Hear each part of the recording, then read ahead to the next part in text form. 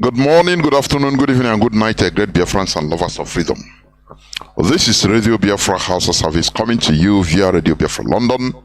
My name remains Mazi Chinedu from Alu province of Biafra, London. Today, we are live and direct. Today is the 7th day of May 2023. Therefore, I welcome each and every one of you to welcome your friends and well-wishers, even your enemies. Do not deny them listening to this hallowed platform, because this is our rallying point. This is where we worship. Therefore, draw nearer to your listening devices through FM stations or FM 102 CHK 102.1 in most parts of Biafra land. Also, we are on satellite. We are also on IPOB Community Radio application. Radio Biafra London, TuneIn, Simple Radio. All these are applications you can download in your smartphone.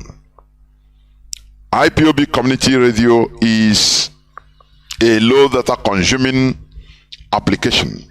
Therefore, I once again welcome each and every one of you to welcome your friends and well-wishers onto this hallowed platform. Tatabo Bochinkwo, for you to understand that we are live and direct, please. Our leader is Mazi Nnamdi Kanu, who is still in the enemy dungeon, illegally detained, because Mazi Nnamdi Kanu has been released by the court, by Nigeria Appeal Court, since the 13th day of October 2022, 7 months today. But Nigeria being a banana republic, he is still in that enemy dungeon. The Nigerian government refused to obey court decision, which is the last hope of a common man. But we must force them to obey, because we will not stop. That is why this worldwide phone call and Twitter campaign still continues. You have to be part of it. Continue calling, tweeting world leaders. We continue giving them overdose, the international community, the overdose of our reality, our truth. We should never be tired, because we are the people that are suffering. So we should continue making that noise, necessary noise. Britain tries every time since 1970 till today. The British government has always been trying in order to suffocate, to sweep our sufferings, the genocides committed against Biafrans under the carpet. But it is our duty to continue reminding them, to continue reminding the world of the injustice that happened to us. Right from 1967 up to 1970, we continue reminding them. There is a news I want to just today about California approves up to 1.2 million payment to every black resident. Also recommends a formal apology. You understand? California, you see, California state in the United States of America. The reparations task force has approved of the states to pay every qualifying black resident the sum of $1.2 million. The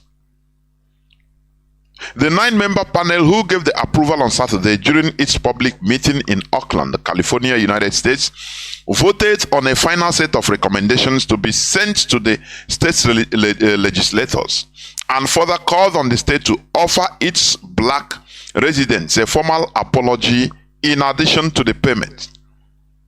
Are you hearing?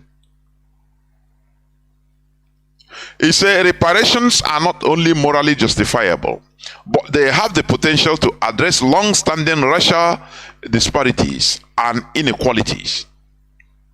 The panel's recommendations break payments down to types of historical discrimination. For instance, black residents affected by redlining by banks would receive $3,366 for each year they lived in California from the early 1930s to the late 1970s, amounting up to $148,099. Are you seeing?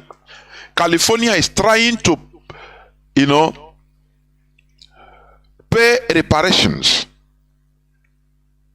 to blacks right from 1930.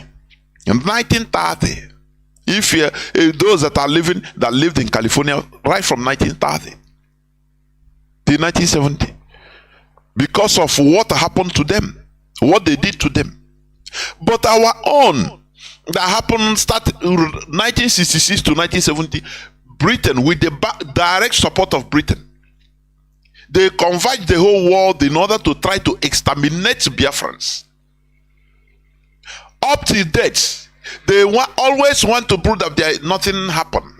Nothing happened. That is why we have to continue telling the world, pinching the world's conscience about what happened to us, of which Britain is Britain is the culprit, number one culprit.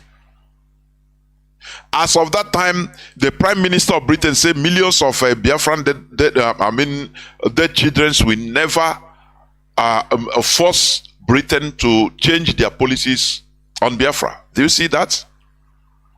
So, but in America, they are paying. In California state, they are paying. They have now recognized what they did to the blacks in their state. I know others will follow, because a day begins a journey. Once upon a time starts a story. That's it. So we must continue in doing what we are doing in order to make sure that our voice is heard. There is also one other thing I want to say here, because today I will also be brief. There is something I want to read here first. Just news headline also. That was which day's news? May 4th news, 2023. We are dying of hunger. We depend on arms. That is ALM. Arms, ALMS. Bribes, extortion to survive. Newly recruited Nigerian police constables cry out over unpaid salaries.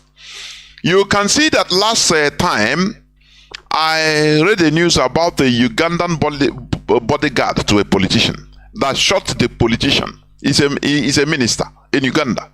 Shot and killed him. The reason being that he owed people salaries. And the man left, although he killed himself, he's a hero. He left a note that this man he is protecting. His children are bubbling, going to nice schools, but his own children have to stop because he cannot pay their school fees because of salaries that he owe him. So he have to kill him. He identified the source of the problem and he dealt with it. But in the Nigerian own case, look at it. Nigerian police, instead of facing those that are making their lives miserable, that is the politicians. You know what? They now vent their anger to miserable people on the street that are suffering like them. Do you see why Nigeria is a complete jungle? Do you see why Nigerians are not supposed to live in this 21st century? As long as you're in Nigeria, this is why you are suffering. Because you misidentify your problem. You know your problem, but you come instead of trying to go to face the source of your problems. No, you go to the weakling, to the soft spot, and become a culprit also. Become an oppressor. to other people that are helpless, other helpless people. That is why Nigerian police, they owe them many months of salary. They say no, they can, instead of them solving their problem, sorting it out, they have guns. Instead of sorting it out with the people that are, tormenting their lives, as the case of every other Nigerian. Now they go on the street in order to torment the miserable people that are like them, suffering like them. Do you see that? Do you see that? Do you see the problem? That Nigerians' mentalities are fundamentally flawed. They reason like animals. These are thousands of people that have guns. They can settle their case direct with those that are directly tormenting their lives. But they will align with those people and start also tormenting other people that they should be protecting. Do you see why Mazi Nnamdi Kanu said the way that people reason in Nigeria are fundamentally flawed? Okay, before I continue to the subject matter of today, which will be very brief, there is something I just saw. I want, today, can I quote the Bible, please? I want you to go to, because I saw this thing in the social media. Social media has many things. You can learn every day if you want to on the social media. Daniel chapter 11. Let us quote it, verse 32. I want to read it. Because, as I said, I learn from everything. Even the book of devil, I can learn from it, no problem. Now, Daniel chapter 11 verse 32. Let me read it a bit. And such as do wickedly against the covenant shall be corrupt by flatteries. But listen, but the people that do know their God, let me repeat, but the people that do know their God shall be strong and do exploits. Here lies the mystery or the secret. He said, the people that do know their God shall do exploits. Do you understand? Do you understand what it means? He didn't say the people that do know God. No. Which means even Bible recognize that, look, each people have their God. Now if you recognize you are God, you can do exploit. Do you see the reason why Africans are suffering? One of the main reasons, I'm telling you, because we didn't know our God. Instead, we recognize foreign gods. Since I saw this and I said, Chineke, I put it on my timeline, on Facebook timeline, Jonas Raphael. People that do know their God. Do you understand? So, if you, as a people, if you know you are God, you will start doing exploit. That is why, do you see the reason why Japan know their God and they are doing exploits? South Korea, they recognize and know their God, they are doing exploits. India do know their God of Hindu, they are doing exploit. Arabs do know their God, Allah, they are doing exploits. Europeans do know their God, Jesus, they are doing exploits. Africa, where is your God? Here concludes everything. Africans, where is your God? No, it's the God, either the God of the Arabs or the God of the Europeans. You don't know your God. That's why you are not doing exploits. That's why you depend on begging, everything begging, until you recognize and know your God. Read, it is even in the Bible you are reading. You know what a smart thing they did in the Bible, this Roman religion. They brought New Testament. They put the history, what is there,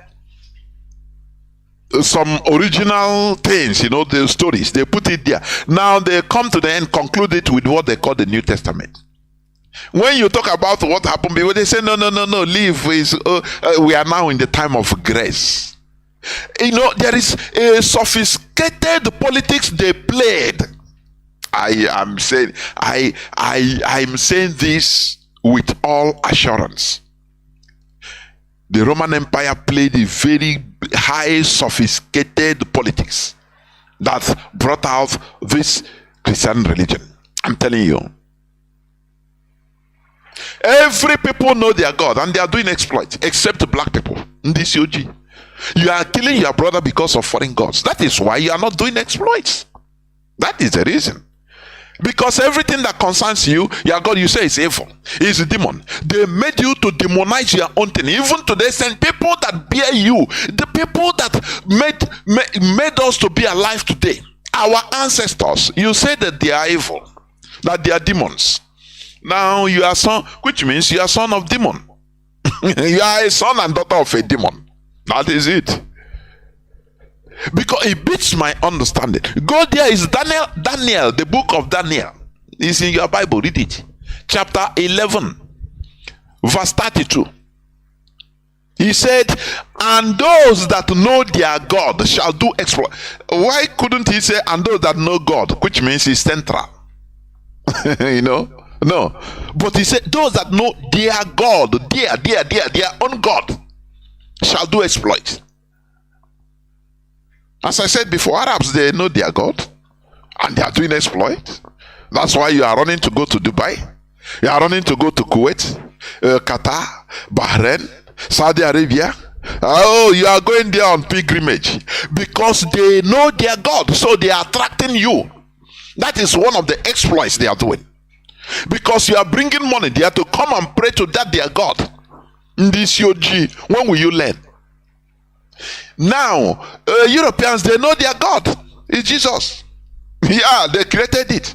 And, they are doing exploits. Don't you see how developed they are? They understand me. The Chinese, they know their God. Their government is their God. Communism is their God. They have their God. They know it. They don't accept foreign God. And they are doing exploit. Black man, where is your own God? No, it's demon. Our ancestors are demons. Oh, they killed the twins. Manipulations. I say manipulation. The only people that are so easily manipulated are the black people. I'm telling you honestly. The black people. I've been saying this here. That is why, despite the atrocities committed against Africans by the Europeans, no person, no European, they have never even recognized it. Why? Do you know why? Because even the Africans are the victims of these atrocities, they never recognize that evil is committed against them. That is it. That is the reality. Instead, they are praising their culprits, the people that committed this evil. They are praising them that they rescued us. Oh, how do you see they rescued us from barbarism?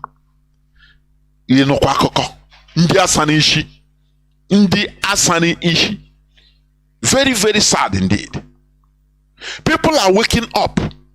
But it is only Africans that are still behind. That is why, they know Africa, this is the place. A place where people are hungry, where people are beggars, where people, every button. Why? The main reason because they insult their God. They don't know, they don't recognize their God. They don't recognize their God. You understand me? They recognize the God of foreigners, God of those that tormented them, that killed them, that slaughtered them. That is what they recognize. So they become manipulated. Belgium king, he killed Congolese, Africans, more than 15 million Congolese. Do you know what it means? You know, if we are talking it, if you are saying this, if you are saying he has a history, because he has passed, people make light of it. Do you know what it means to kill for fun? Do you know what it means to kill children for fun? Even animals, you can never kill animals for fun. You either kill animals for their flesh to eat them. But these people that we revere today, that we call saints today, Saint Leopold, they killed Africans for fun. They feed crocodiles. I mean, they feed African children to crocodiles. And this, it doesn't matter. You say, no, these people, they rescued us from barbarism. Don't you think that there is something directly wrong in our brain? That is why Mazi Nnamdi Kanu, kugide like this, you continue shouting all his voice, shouting away his voice, because you see the way they reason is flawed, fundamentally flawed. It doesn't make sense. How can you embrace your killers? Oh, how with their education? Who tell you? They blocked our own education for their own interest. Out of conquest, they conquered us, and they blocked their own, our own education. That is why we became stuck. That is why when they talk about our tradition or our traditional way of worship, people say go to the bush. I saw like our brother Isaac in the comment section, somebody say, why are you coming in a house now? Go to the bush and start doing like the ancient people. I start seeing orangutan, the mentality of animals. I'm telling you. So where we were stuck, we have to stay there. you know, the other day somebody called and talked about like if in the ancient time, if somebody die, they have die premature. Biafra, they have to look for what is the cause through Biafra. Now I corrected him. I say yes, you are right. But today in this modern world, there is now what we call autopsy, scientific autopsy. It has replaced that one. That is how the world was. Before, the Europeans also did the same thing. They were doing the same thing. It is not only Africans. Europeans, they build all these things. Africans are they build. Do you know why Europe is developed today? That is what some people do not understand, or they misinterpret. Do you know why Europe is as advanced as you are seeing it today? Let me tell you the main thing. Because a time came in the European people's lives, they started asking questions. As we are doing today, asking their religion questions. Do you know before the kings of European countries, they spread it. He said we are going on feudal system and monarchy. You understand? Feudal system and monarchy. Feudal system where you have the masses as the tenants and the landlords, landowners as the nobles. That is feudal system. Now they use religion in order to blind the people, telling people that look, you have to respect this. If you respect the kings, you are respecting God. They back it up with Christian teachings. I am telling you that I want people. I don't know how people understand the issues or interpret. The origin of European development, modern advancement today, is asking questions, asking religion questions directly. Religion, because that time the people were suffering. Only few percent, 1% of the rulers, the noble, because that time people were not equal. You call them the nobles, the ruling class. We were not born equal. You understand? In Europe, in medieval Europe. You understand me? Just like we have today in our land, what they call democracy in Nigeria, but that is rubbish. Because who are the ruling class today? Either their fathers, their uncles were ruling class before. Do you understand me? And they have to born their children will be ruling class also.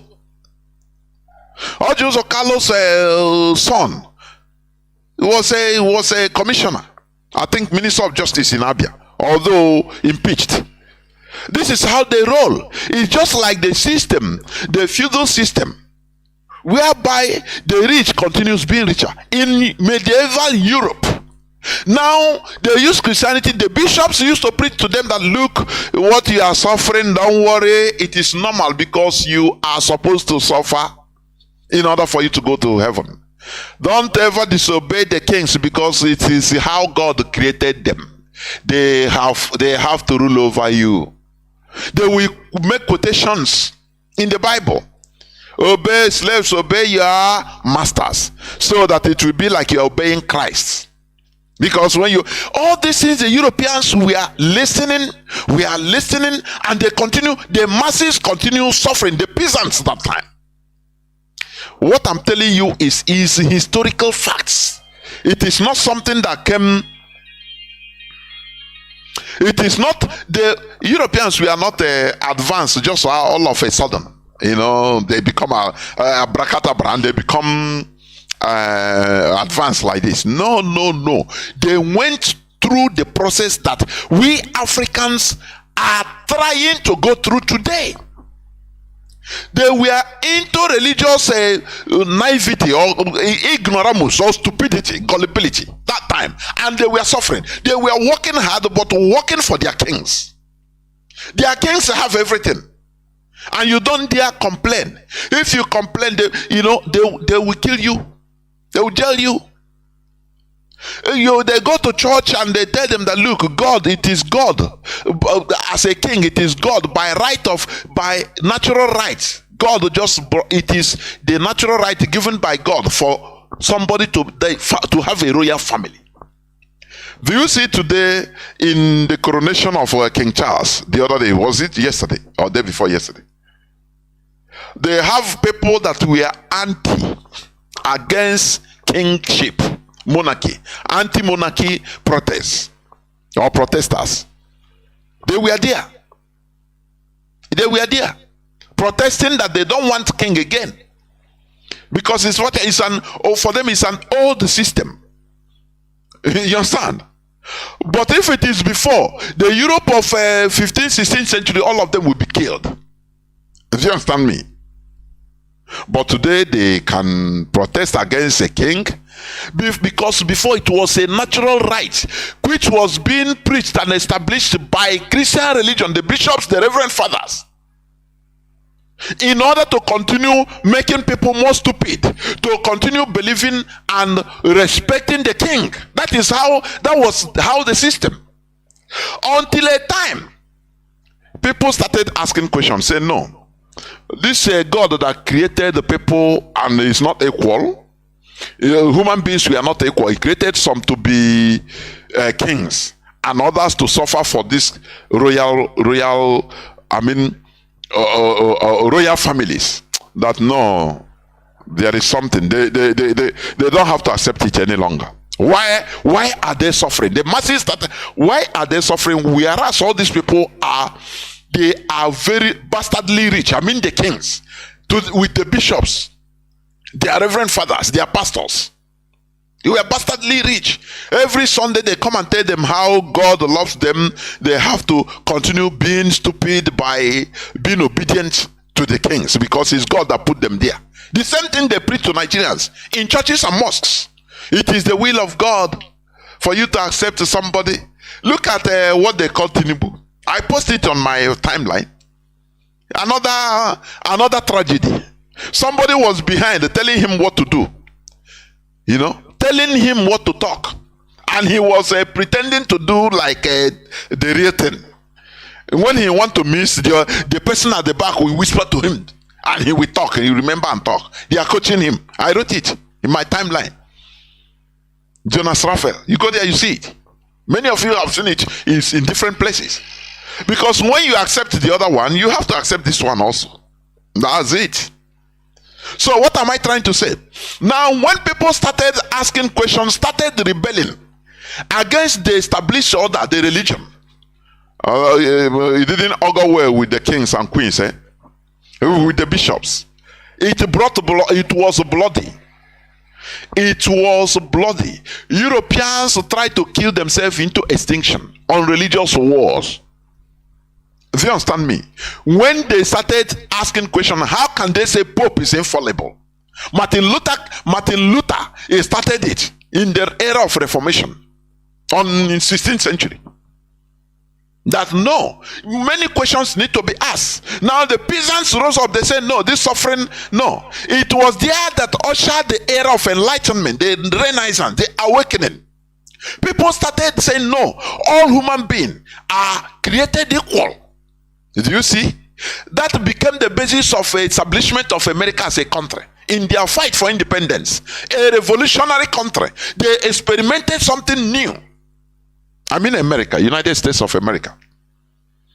Because they say no, they cannot, they shouldn't continue on their motherland, Europe, where they have feudal system and monarchy, that they will experiment on this new enlightenment order. That is what we are doing here on this restoration, because that is the basis for development and advancement. You know, thinking differently, not looking for a flag independence. That is the basis. When people talk about is it a religion that is doing this? No, it is the religion. You know, it makes people more stupid. And when you are stupid, you cannot think right. When you cannot think right, you cannot make a viable contribution in the development of a country.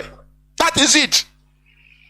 The same way Nigerians now believe that you don't have electricity, you have to pray for God to give you electricity. I saw people in the Facebook video, people that were praying in this transformer, damaged transformer in the streets. They gathered and started praying in Yoruba language, praying, calling on Jesus to come and repair their transformer. And you tell me that this is we shouldn't talk about it. Is that what you're talking? What kind of country do you want us to restore? A country of stupid fools, where a country of superstition. What Mazi Nnamdi Kanu has started lambasting right from beginning. Okay, does a country that everything is allowed. No. We should reason in a different way. America, the founding fathers of America, they reasoned in a different way. That was the reason why they are able to find a viable country. After restoring, after the independence of America, the anti-revolutionists were there also. People that want to continue on the old system, that there must be slaves, that this and that. And it culminated into another civil war, American Civil War, in order to wipe out all those old order, remnants of the old order. You see it? So what we are doing is not a child's play. It's not going to be on a bed of roses. I used to tell people, oh, Biafra, come now. We start eating and chopping. No, there must be sanitization. That is why I used to maintain that. You see, we that are now, we might not be, even if Biafra is restored, we might not even benefit directly from Biafra. We have to work. Mazi Nnamdi Kanu say we have to work for 75 good years, day and night, to build Biafra. Not only physical building, but mental also, because there are forces that we need to put down. There are opposing forces, because you cannot make law now. We are a successful law where people have different ideological background, because it will influence you. It will influence the lawmakers or policy makers in order to make laws or policies that will, that will be very bad for the population because of one religious sentiment or the other. You understand? So the Europeans you are seeing today, when we talk about, the Europeans, they are good, they think right. It was not like this right from time. Go and study history. They were made to be gullible and stupid with religion also, until they started asking questions and sanitizing themselves. It led into wars, more than 3 centuries of wars. I say Europeans wanted to kill themselves into extinction. I'm telling you. What helped them was trying to move out in order to carry their problems outside European territories.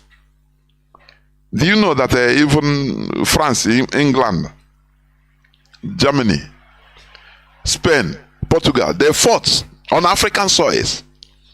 Do you know that? They fought on African soils against themselves for colonies. Just like where they say you go and see barren land, they say, okay, you foreigners started fighting each other in order to obtain the land. This is my territory, this is my territory. They fought. So that hostilities they should have had in Europe, they now reduce it in Europe.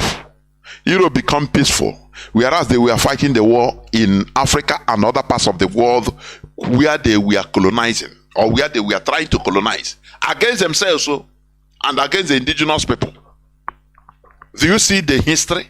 But when people are talking it, they will not tell you all these things. They will tell you, you see, black man is we are bad. There are many factors that accumulate into the way you reason, and religion is one of the main factors. Do you understand me? Religion is one of the main factor. It's one of the main factors that makes people to think in a fundamentally flawed way. I see one so-called Daddy Gio, very big church. Now he's telling people that, this election that passed, no, God will do something, don't worry.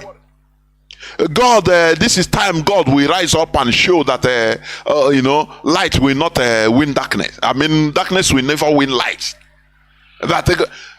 What a kind of, is that not stupidity? And people were shouting, amen. Why not? Do you see there? You will not look at it. Maybe if you are not observant, you will not find out something. That hope is making the people more stupid. Instead of the pastor to tell them, no, rise up and go and protest in order to take back your mandate. Now we made them to be gullible and believe that God will solve it for them. Do you see the source of stupidity? If you are saying it, people will not understand, or they become mischievous. Not that they don't understand, they understand, but they try to misinterpret it to suit their narrative. Evil people, I'm telling you. How can you, like this past election, everybody know, now you see pastors, instead of encouraging their people, even being at the forefront, okay,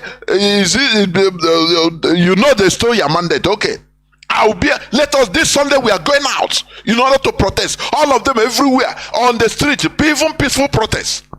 Do you think what will happen? But they made people to be relaxed, giving them fake hope. Oh God, believe in God, don't worry, God is going to fight the battle in Jesus' name. Do you see this? They are not going to put this person in office. They will put him and you will do nothing. Do you see the source of stupidity? Why things are not right?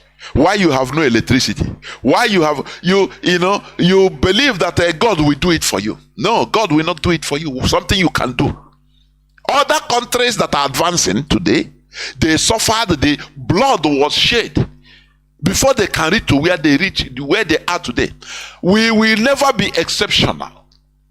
We must pass through that rigorous, painful process if we want to restore a real country, if we want to become, advanced like others today. Others, they did the same thing. I used to tell you this story of how Japan resisted European religion. Go and study what they suffered.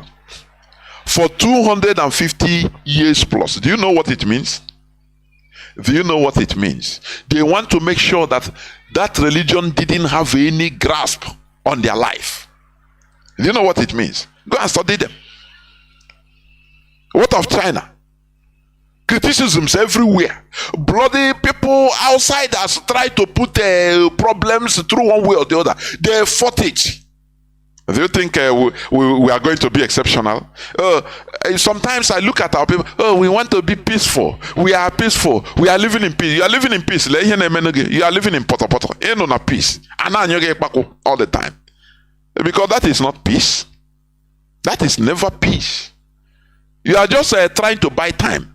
If any country that wants to advance, you must see bloodshed. It must be there. When it is happening, it is painful. But thereafter, you see that it's just like when gold is being refined. It will go through fire. When it's going through fire, it's painful. Imagine that it's a living thing. It's painful. It will be red and it will be hammered. It will be, tortured. But after it shines. And what people will start seeing is that a very refined gold, shining gold. They didn't understand what it passed through. So when people quote of, see Europe, how Europe is good, go to ask yourself, how did they reach here? Before they were stupid more than Africans. Don't you know that? They were gullible and stupid more than Africans until they started asking questions. Yes, questioning religion, because religion is one thing they use in blinding people. Because you cannot question it. It's a belief. It's not something you know. It's something you believe. In our land today, everybody is God say. Somebody will call, God told me. Can I doubt you? Well, how can I doubt you? I will not doubt you. Because I was not there. I don't know which God. Maybe you hear whistling from breeze. You say God. That is very easy. It's the easiest thing. And our people, they love something to cut corners. It's very easy.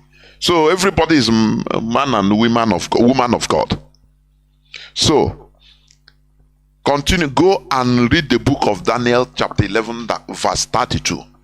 And those that know their God, he qualified it, he mentioned it, their God.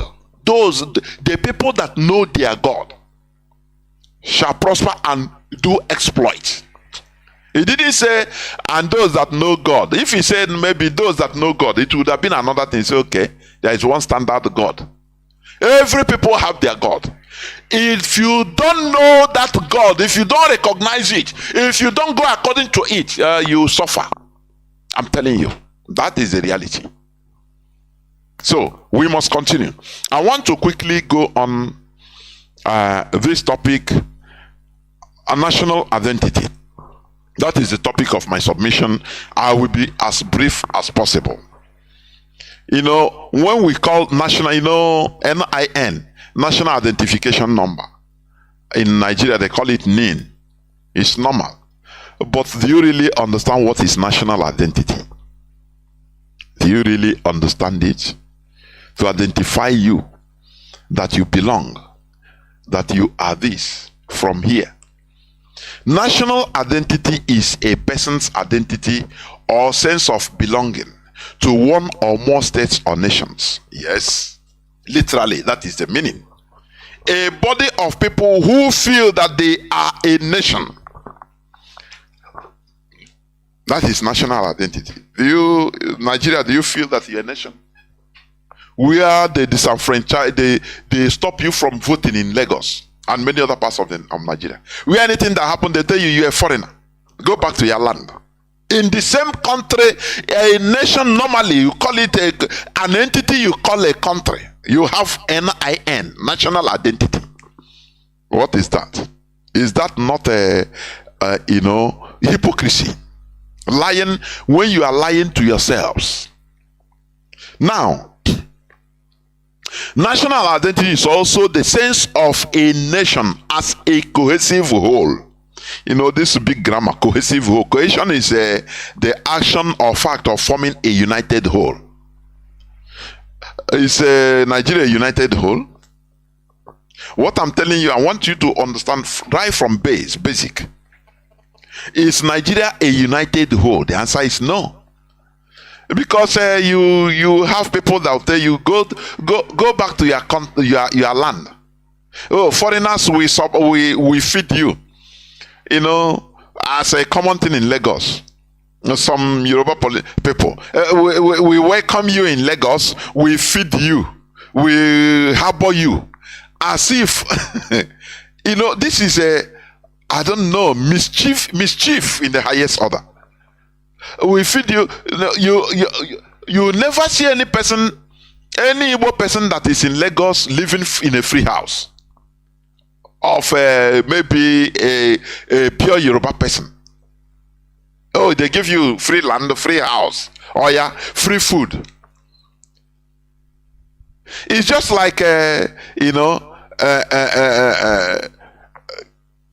You are in, for example, you are in Japan. Whatever you are doing there, even there are the people that can say we accommodate you because you are from different nationality. You understand me? You are from different nationality. But when you see a people in a capital, every capital in the world, every capital city, you have every person, every type of people there. Foreigners, they food there. They have properties there. In Lagos, you have Americans that have their houses, that have their businesses. You have British, you have Lebanese, Iranians, French people, Spanish, Chinese, all you can see there. But they will target Igbos and say, no, go back to your land. You cannot vote here unless you vote for any person, our choice candidate. If not, don't come here. Otherwise, how can we clothe you? We harbor you, feed you, clothe you, and now you come to vote against our choice candidate. Do you see the lies and propaganda they peddle in Nigeria? Something that always infuriates me. How can you say you are clothing, you are harboring people that work hard? When they were working hard, even you don't even know. You are laughing at them, calling them Omoibo, people that eat stone. That they don't eat. When they are starving themselves in order to grow their businesses, you don't see them. But after you are the person that will be, we harbor you. You never harbor yourself, you are harboring them. That is why Nigeria is never our nation. Never.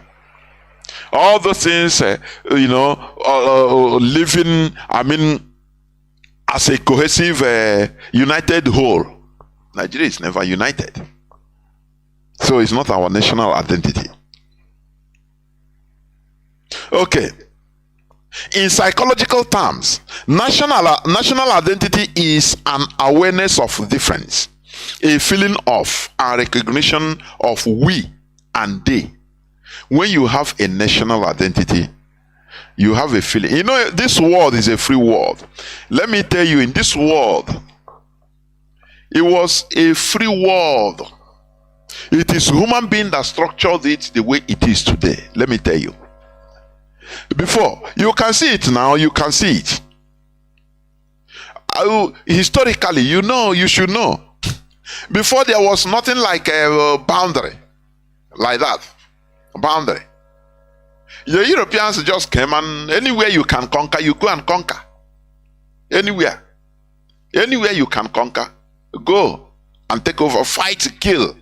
If they kill you, you run. If you kill them, you take their land and stay. That was the rule of this world until civilization started making people, in order to start organizing, you know, this planet. You know, I've preached about this Westphalian agreement, the Treaty of Westphalia that started this modern day. This modern day sovereignty of countries. It doesn't matter how little. They call it the Treaty of Westphalia. Because before, one kingdom can just invade another kingdom. Let me use the one you read, because the only book you read is Bible. The The story is there. If you go to the historical, the historical books, Samuel, First Samuel, Second Samuel, First Kings, Second Kings, all the rest, you will see that conquest is allowed. After all, Israel you are seeing today, the land they came, they promised them, the promised land. It was inhabited by people. Do you see it?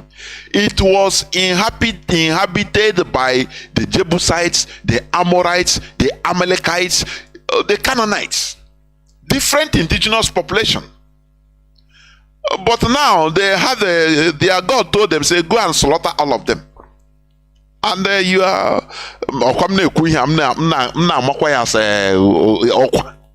as warning.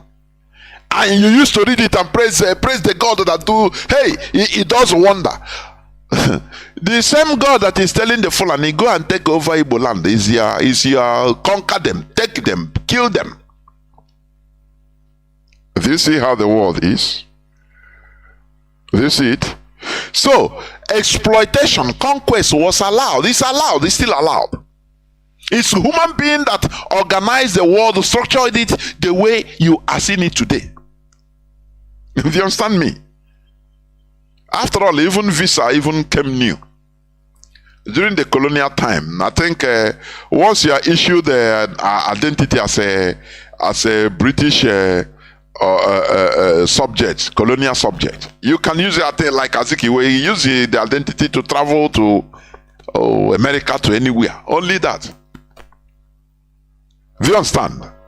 But today the world is being structured. As human beings grow, as time goes, people start being advanced more than before. This world too has not developed for a long time. Let me tell you. This world, you see, I could remember when we are little. That time they were still 1980s. They had the television. It was black and white. I could remember when we used to wait for television stations to open by 4 o'clock or 4:30. Television, TV that people now even seldom watch everywhere. But that time it was not 247. No, television used to open by 4 o'clock every day. Now by Saturday, weekends, Saturdays and Sunday can open by 1 or 12 or 1 in the afternoon and close by 12 midnight or 1 a.m. And once you turn on the television, it will be doing, it doesn't, they have closed. But today, do you see how and that time, black and white.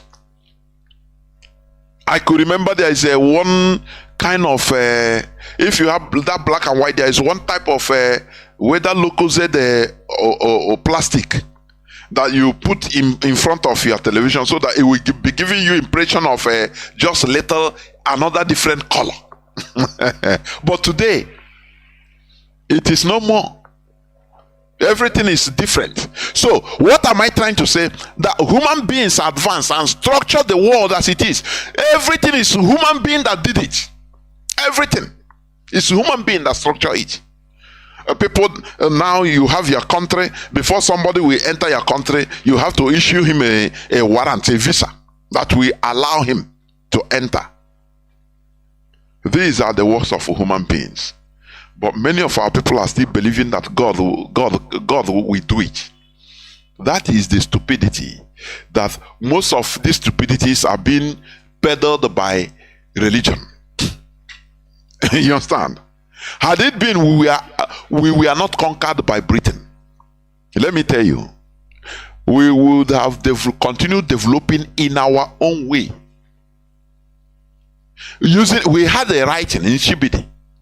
They made sure to block everything, so that to give us the impression, if not now that we start making researches, they give us the impression that our ancestors were good for nothing. Do you see it? Remember, I'm talking about national identity. As a collective phenomenon, national identity can arise as a direct result of the presence of elements from the common points in people's daily lives, including national symbols, language, the nation's history, blood ties, culture, cuisine, music, etc. Cuisine is cooking, culinary, food. So, now tell me all these things. Is there any of all these things? Is any of it common in our land? A place you call Nigeria? The answer is no. But they will tell you national identity, NIN. We are one country. We are one nation. No, it's just for deception.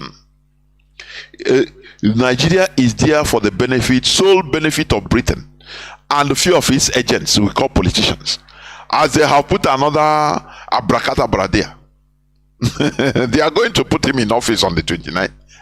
I watch that thing, I laugh. I say, look, Nigerians are the most stupid set of human beings on earth. I'm telling you. I say, I can repeat it till thy kingdom come.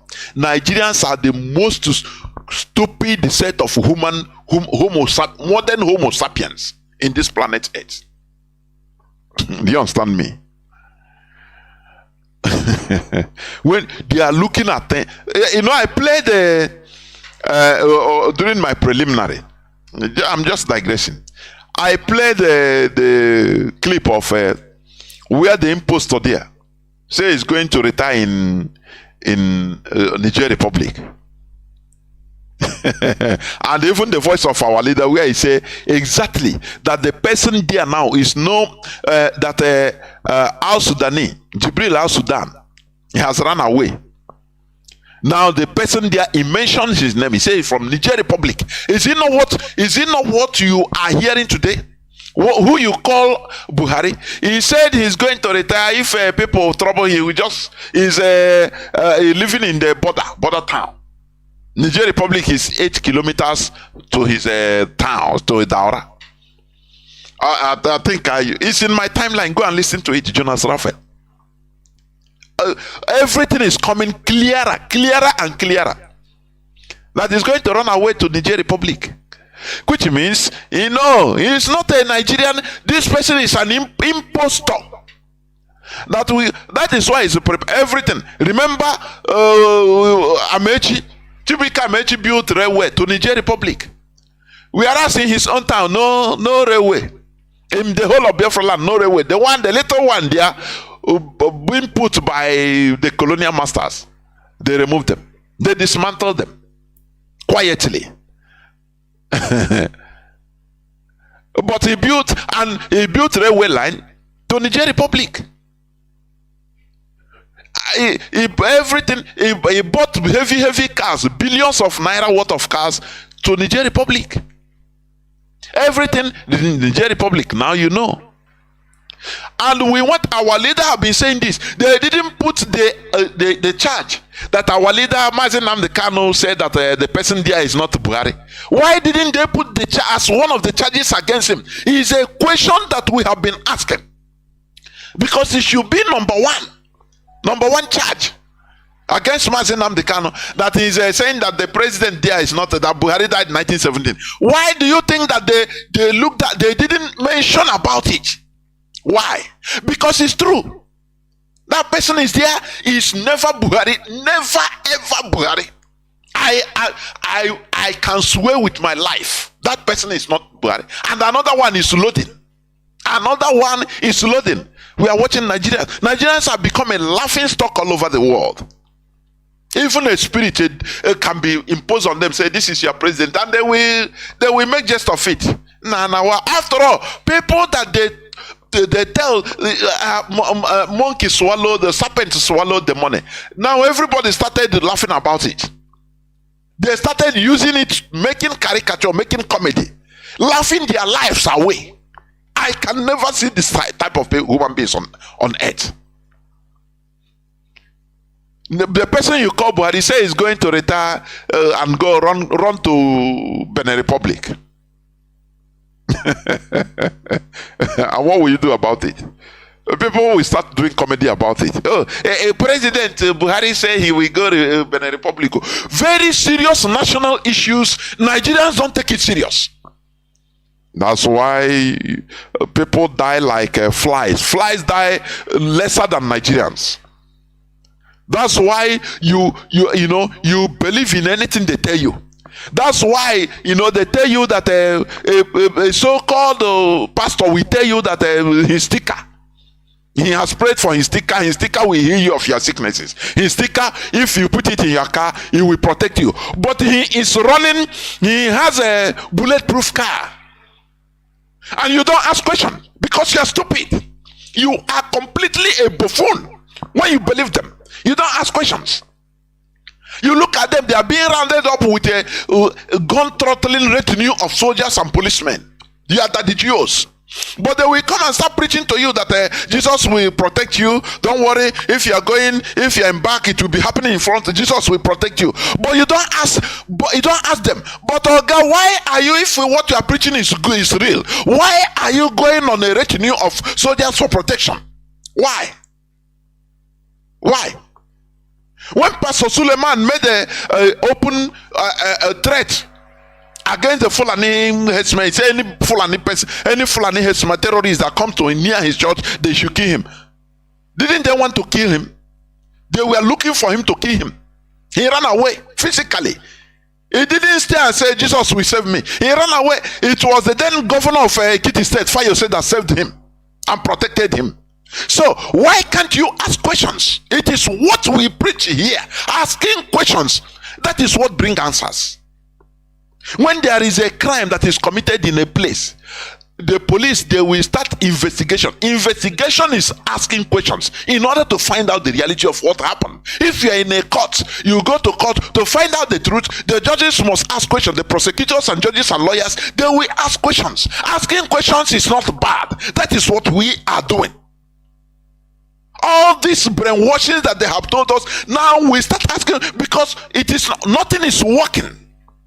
All we see is lie, and lie. How can a pastor stand in the pulpit and tell you that, look, when you see this handkerchief, have a fire of Holy Spirit, it will protect you as you are going, just buy it, and you will foolishly, you will be buying it. But you look at that pastor, immediately after preaching, if he want to go home, the police will be at his back with gun, physical gun.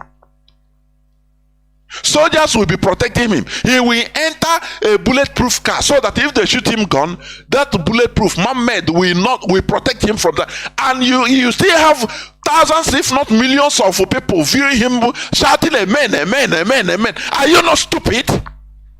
We are in a world of exploitation, let me tell you. If you are gullible and stupid, you become exploited. Do you understand me? That is the world we are in. Let me continue, please. Okay. This is the reason why. Remember, I'm talking about national identity. This is the reason why. In order to build viable and advancing nations in foreign land, the Europeans had to conquer and colonize the indigenes, impose their cultural values to enable them build the national identity of their liking. Do you understand?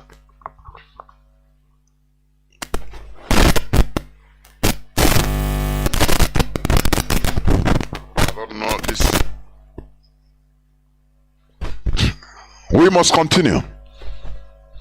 This squeaking noise. We must continue. So, what am I trying to say? In order to build viable and advancing nations in foreign land, the Europeans had to conquer and colonize the indigenes, impose their cultural values to enable them build the national identity of their liking. This is because different opposing values can never make a successful and proud national identity. Do you understand what I'm saying?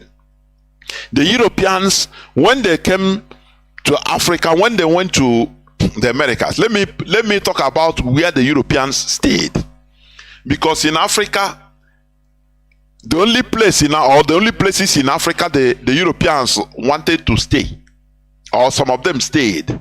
They had visa. The policy of staying is mostly in southern part of Africa. Southern part. In western part, no. They didn't allow themselves to stay. They just come here to exploit and take everything home. You understand?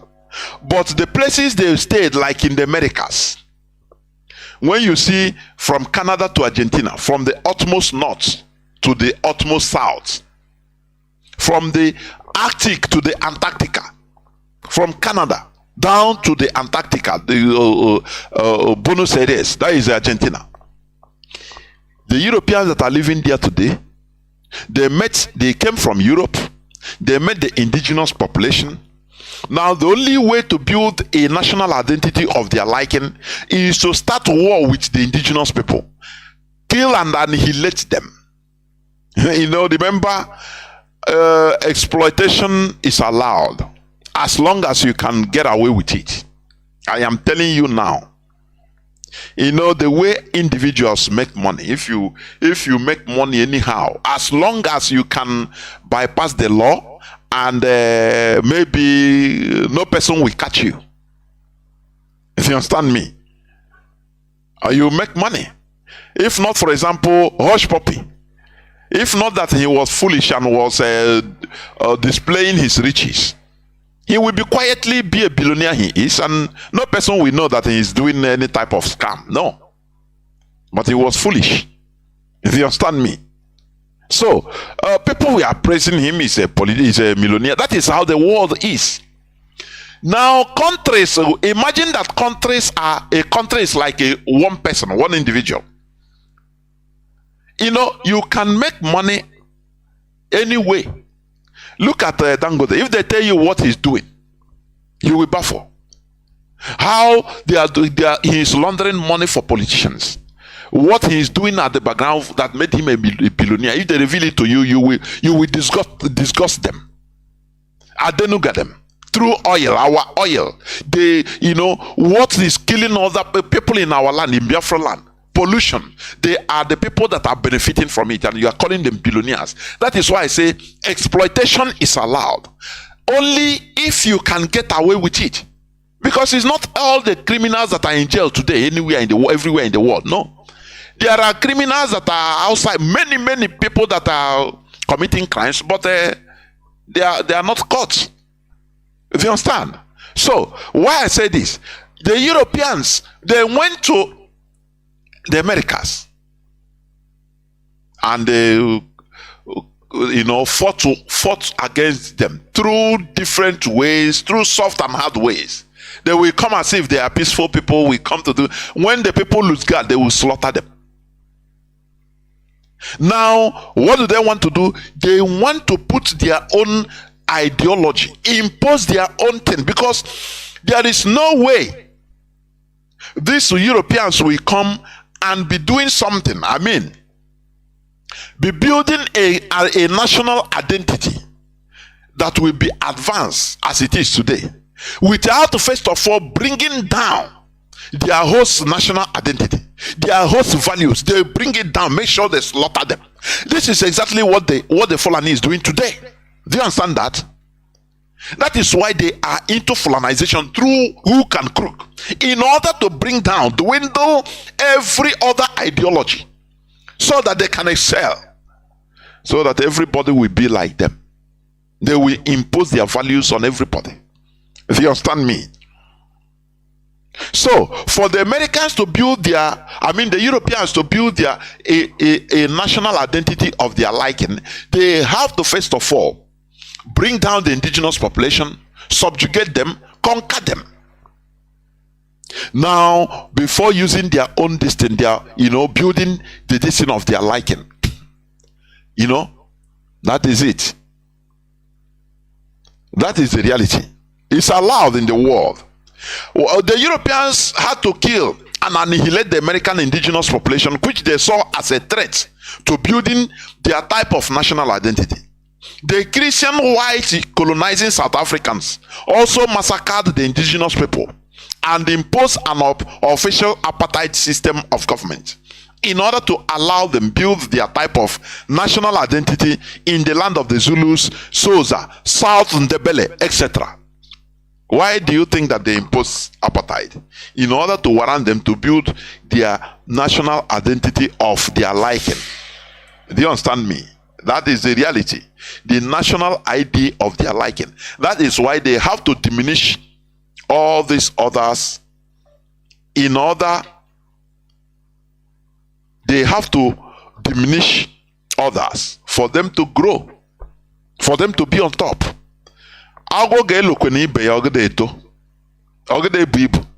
You understand? So all these things are allowed in this world. If your own is only lamentation, why they killing us? Why they doing that? Stay there now. You will die. Everybody will perish. But IPOB have seen all these things and now understood. Do you see our people lamenting again? No. IPOB, we no more lament. Our leader sometimes he said, no, the time of lamentation is over. We have to be doing something.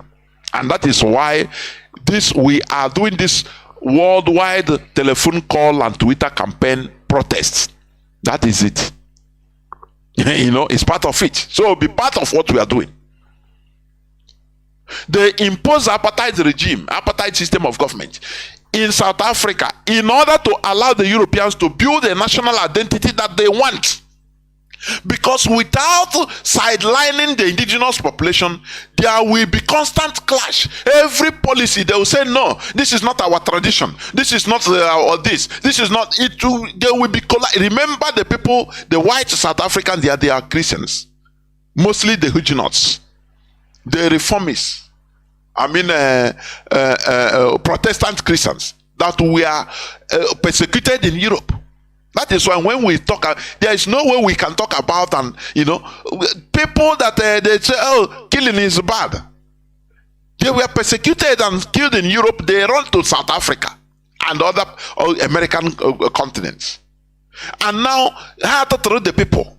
They saw the people now. They forgot that Bible said don't kill. No, they do away with it. Now they started slaughtering people, killing children. And somebody will tell me, no, we should not blame Christianity for anything. We should not blame. No. Then we blame who? Please, we must continue. So they killed the South Africans and imposed an apartheid system whereby you become a stranger in your own land. If you are traveling, for example, from Nnewi to Oba, you have to have a pass. Before you travel to Oba from Nnewi, you have to go to the police and tell them that you want to go Nnewi. They will ask you who you have to go Oba or you have to go Onitsha. Who do you want to go and see there? I have one of my relations. It's my who? No, it's my brother's sister. I will go there. How many days you are going to stay there? What is his address? You write his name, his address, and they will make sure that it is true. Now they give you pass. Just visa to your own town, your neighboring town, for you to travel. Now on the road, if police checkpoints, you have to produce your pass. If, for example, you have a pass of going to Onitsha from Nnewi, and all of a sudden they are seeing that you are going to Asaba, you'll be arrested. Because anywhere you want to go, you have to go. You have to have a pass, a passport, for you to go there in your country. They limited the population in order for them to build their own type of country, the type of national identity they want. Do you understand? Okay. In this world of exploitation and survival of the fittest, slaughtering, massacres, annihilations, conquests, colonization, etc., in order to dominate and create a vibrant national identity, all these are allowed. For your information, all these are allowed as long as you could get away with it. That is the prerogative. That is the condition. As long as you can get away with it. Therefore, there is nothing like good or bad as long as a nation building is concerned. There is nothing like morality in building a successful national identity. I quote Mazi Ezekulie. He said, if we cannot be brave enough to carry shit by mouth, use mouth to take shit, and throw it to people's face, say we have not started. I concur. Because this is a very serious business. There is nothing like morality in nation building.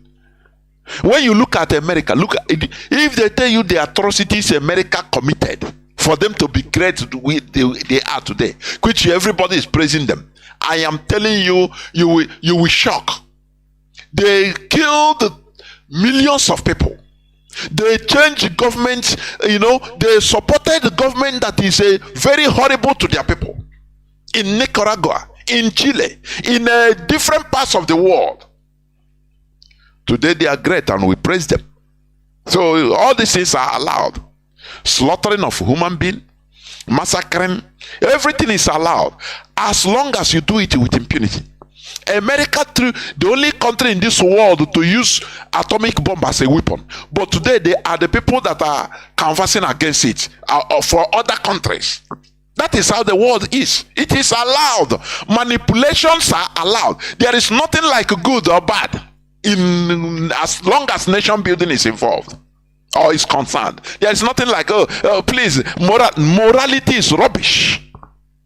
Do you understand me? Because without committing all these crimes, a nation can never advance. Let me tell you. A nation can never advance without, that is why you see Europeans, I used to say, they go as a war group. When people of little brain and they talk, they say, no, the people that colonize us and what do you call them? The missionaries, they are different. It's life from the pit of hell. All of them are working together. Eke on eke. That is it. That is why, if any person, like in our land during the colonial time, if any person rebel or fight any church priest or any missionary, they will call the British military to go and burn down the village. Why is it so? If they are not working together. Why is it so? These people, their job is to soften the minds of people to accept slavery. No, accept. It's God. This new God we brought to you, this is what he likes. No, don't follow your ancestors' way. They are evil. They brainwash us into stupidity. All these things must be stopped. I'm telling you, it will take time. But it will, as long as it has been initiated, there is no more going back. It will continue. Because we have been useless fools for a long time. I mean black race. We have been brainwashed for a long time. Do you understand me? Okay. As I said, let me repeat. In this world of exploitation and survival of the fittest, slaughtering, massacres, annihilations, conquest, colonization, etc., in order to dominate and create a vibrant national identity are allowed, as long as you could get away with it. Therefore, there is nothing like good or bad as long as nation building is concerned. There is nothing like morality in building a successful national identity. Let me tell you, religious righteousness is being preached and used only to control the masses, nothing more. You understand? If they tell you the black side of the Vatican, you will even any reverend father you see, you will pour him shit. You understand? If they tell you what you are not being told, what is this their secret side, you will shout. You will be shocked. I'm telling you, you will be depressed. I'm telling you. Religious righteousness is being preached and used only to control the masses. In reality, one is as righteous as one's system. You can never be more righteous than the system you are in. Do you understand me? The religious preaching of righteousness is never sufficient. Sufficiency lies in the system's ability to implement justice and friendly policies that could warrant the citizens to thrive. If you are in a country whereby you can run red light and with impunity, you will do it. You will see others doing it. So, boy, not only me go there here on traffic, I beg. You run over. Run on green light, no problem. I mean red light. You run it over. Because that is the system you find yourself. Maybe highest, if they catch you, you square them little money, square the cops little money. That is the reality. That is why I say, when you say I'm righteous, that is you are talking bunkum. Your individual righteousness is filthy. You are as righteous as the system you are in. You understand me? If you are in a place whereby you can steal with impunity, steal public fund, you will do it. Because if you don't, like in Nigeria, if you don't do it, you will not survive. If you don't engage in criminality, any type of criminal activities, direct or indirect, you will never survive. They give you contracts, somebody subcontract you, tell you, boy, this contract I'm giving you, we are getting. Oh boy, we are not going to do it to terminate it. Just bring gravel, you know. Do a man, and there ends it. We collect our money. The only thing is the boss, the person that we sign it, we have 50%. You have 25, I have 25. You say, but God have blessed me, God have come. Is it not so? Because that is a system. But there is a system you will be, if you venture to eat 1 cent of the public fund, you will be hanged. You will be hanged in the street, and you will not do it. So you are as righteous as the system you are in. Don't you see, the other day I read the news about one Nigerian pastor that was arrested in the United Kingdom for selling holy water for almost 10 pounds. Holy water and the weather candle that he heals. Holy water and this oil, olive oil. I read it here some months back, last year. He is now in jail. Do you understand? But this is what others do in Nigeria with impunity. They become billionaires, all of them. Do you see? But they will be telling you about righteousness. But all those things they are doing, all those abracadabra, if they do it in other places, in London, in other parts of the world, they will go to jail. So when they go to all those other parts of the world, they will not do it.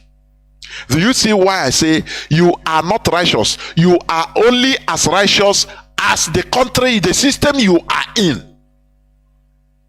Do you understand me? You are as righteous as the system you are in. In Nigeria, everything goes. You can promise people that your water, this holy water will save you, and they will be buying. But in other places, it is a scam. They call it a scamming, and you will get arrested and be jailed. What happened to a mother in Nigeria? He will never be arrested. Never. Who are you to arrest him? Do you see? You are, but himself, a mother, he will tell you maybe he's a Catholic, he plays rosary. Reverend fathers will be coming. If he goes to church in Nigeria, they will put him he will come to the altar to preach. They will put him in front seat. Do you see what we are talking? But in England, in United Kingdom, he is a rotten criminal. Do you see that? So you are as righteous as the system you are in. Stop claiming, Jesus make me righteous. That you are lying to yourself. You are completely lying to yourself. That is why, even in the Bible, God started training Israelis to be collective. When somebody sins, he doesn't even punish that person only. He will make them go to war and lose, and the enemies will slaughter them. People that are innocent, that didn't know what happened, they will die. In order to tell him that your righteousness, your single righteousness is rubbish, until your system is righteous. That is the thing. You are prepared or pronounce righteousness. Oh, now I'm righteous. This selfishness, it amounts to nothing. Oh, my Jesus make me rich. That is rubbish. You are not rich until everybody is rich, or at least become up to date. That is what we should understand. That is why collectivity is number one thing. Righteousness, you are righteous. What of the system? When the system is not righteous, you are as guilty as the system. That is why the first thing that people does is to organize a formidable system. You know, I said it, that your environment, it reflects your collective intelligence. I gave example. If you carry, for example, people in Nigeria today, the population, people in Zamfara, take all of them now, send them to a city in Spain. You understand? Take them to one city in Spain, one region in Spain, Catalonia or any other region. Now you do vice versa. Those people in maybe Canary Island, take them to Zamfara State. Now remove the whole population of Zamfara to Gran Canaria. Leave them for 10 years. Let me tell you, that place you call Gran Canaria, it will turn exactly like Zamfara, how Zamfara was. And the white people that are in Zamfara now, they will turn down Zamfara State to Gran Canaria. They will build it because they will showcase their collective intelligence in their environment. So when you say you are intelligent, look at your environment you are in. Look at the system. It depicts your collective intelligence. That is a reality. You understand me? So there is nothing like righteousness. I'm righteous. You are as righteous as the system you are in. You cannot be more righteous than the system you are in. No. Because any place you go, whatever people are doing there in order to survive in their daily lives, in the day now, so you want to be now. Wow, if you go to Nigeria driving, sometimes when you are driving, people will be laughing. They say, if you are driving like this, you will not go anywhere. As they are moving, enter, move. You don't allow any person to enter. Just come out, and people will stop. You understand me? Because that is a system. If you continue driving in a regulated way that you have been driving abroad, you will go nowhere. You will become the Mugu.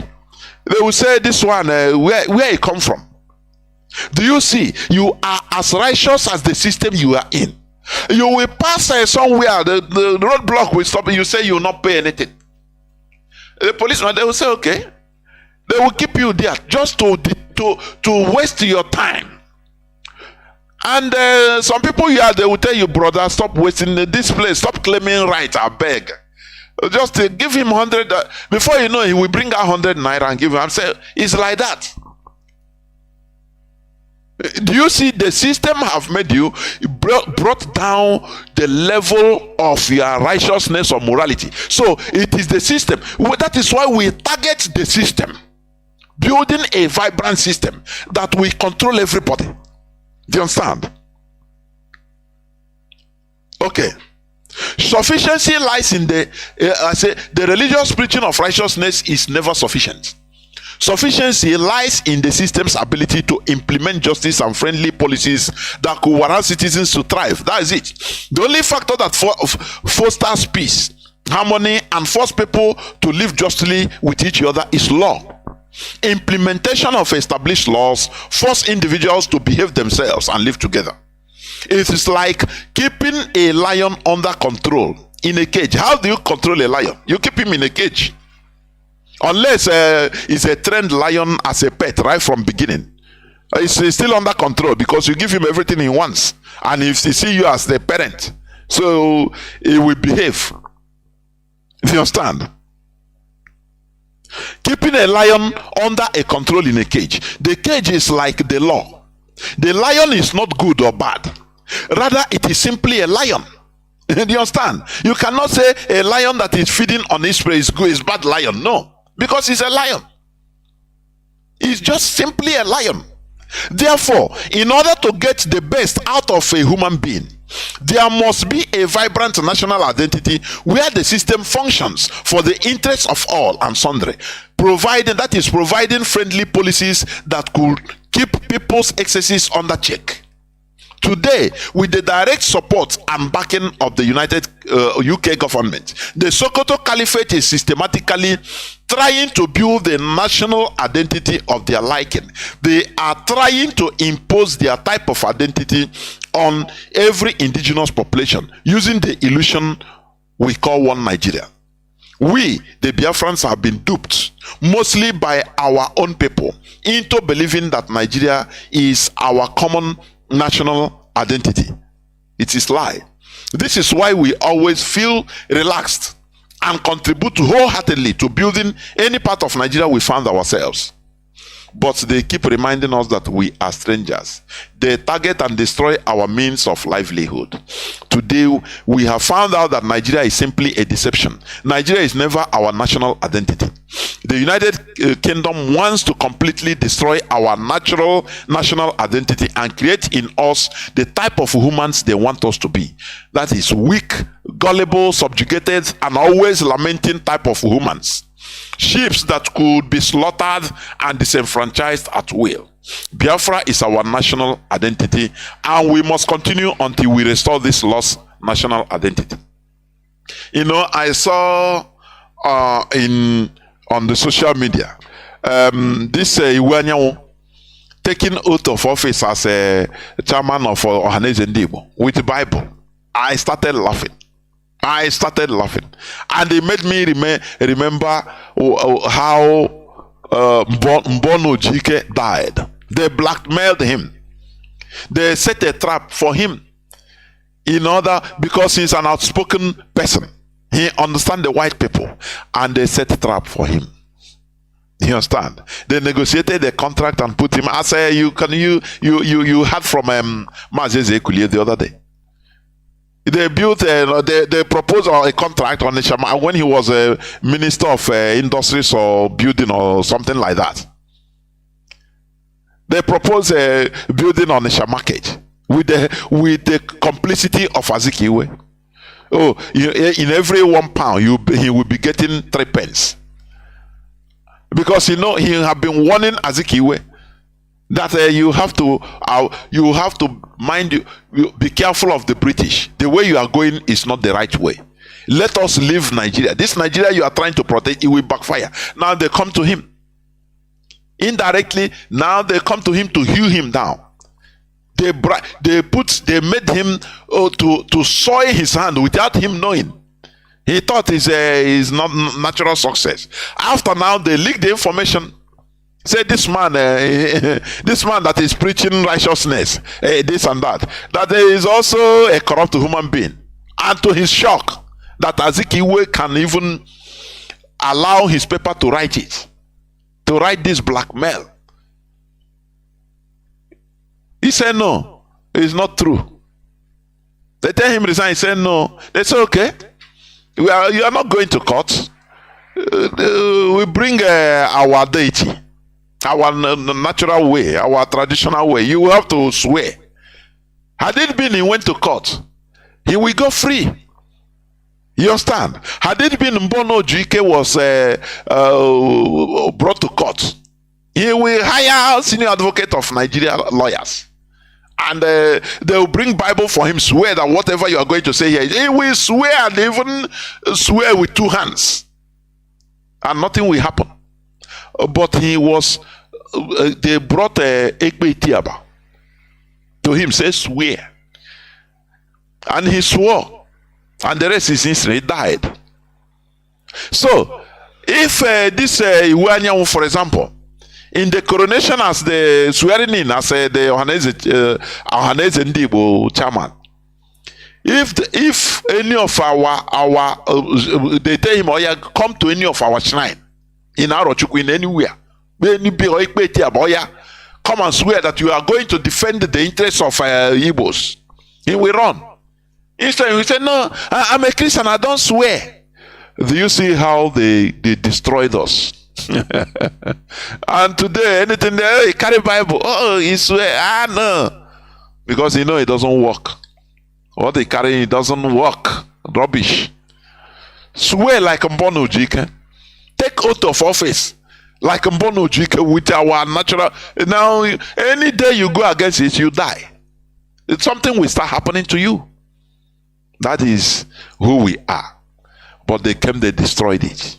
But here, we are trying to restore our national identity because we are duped by even our own people. By Ezekiel, that Nigeria is our own identity. But today, we understand better. Nigeria is never our identity. This is where I'm going to stop. As I said, very brief. I will go into a few minutes break so that when I come back, I will open the lines so that people start calling. Please do not go away. I'll be right back.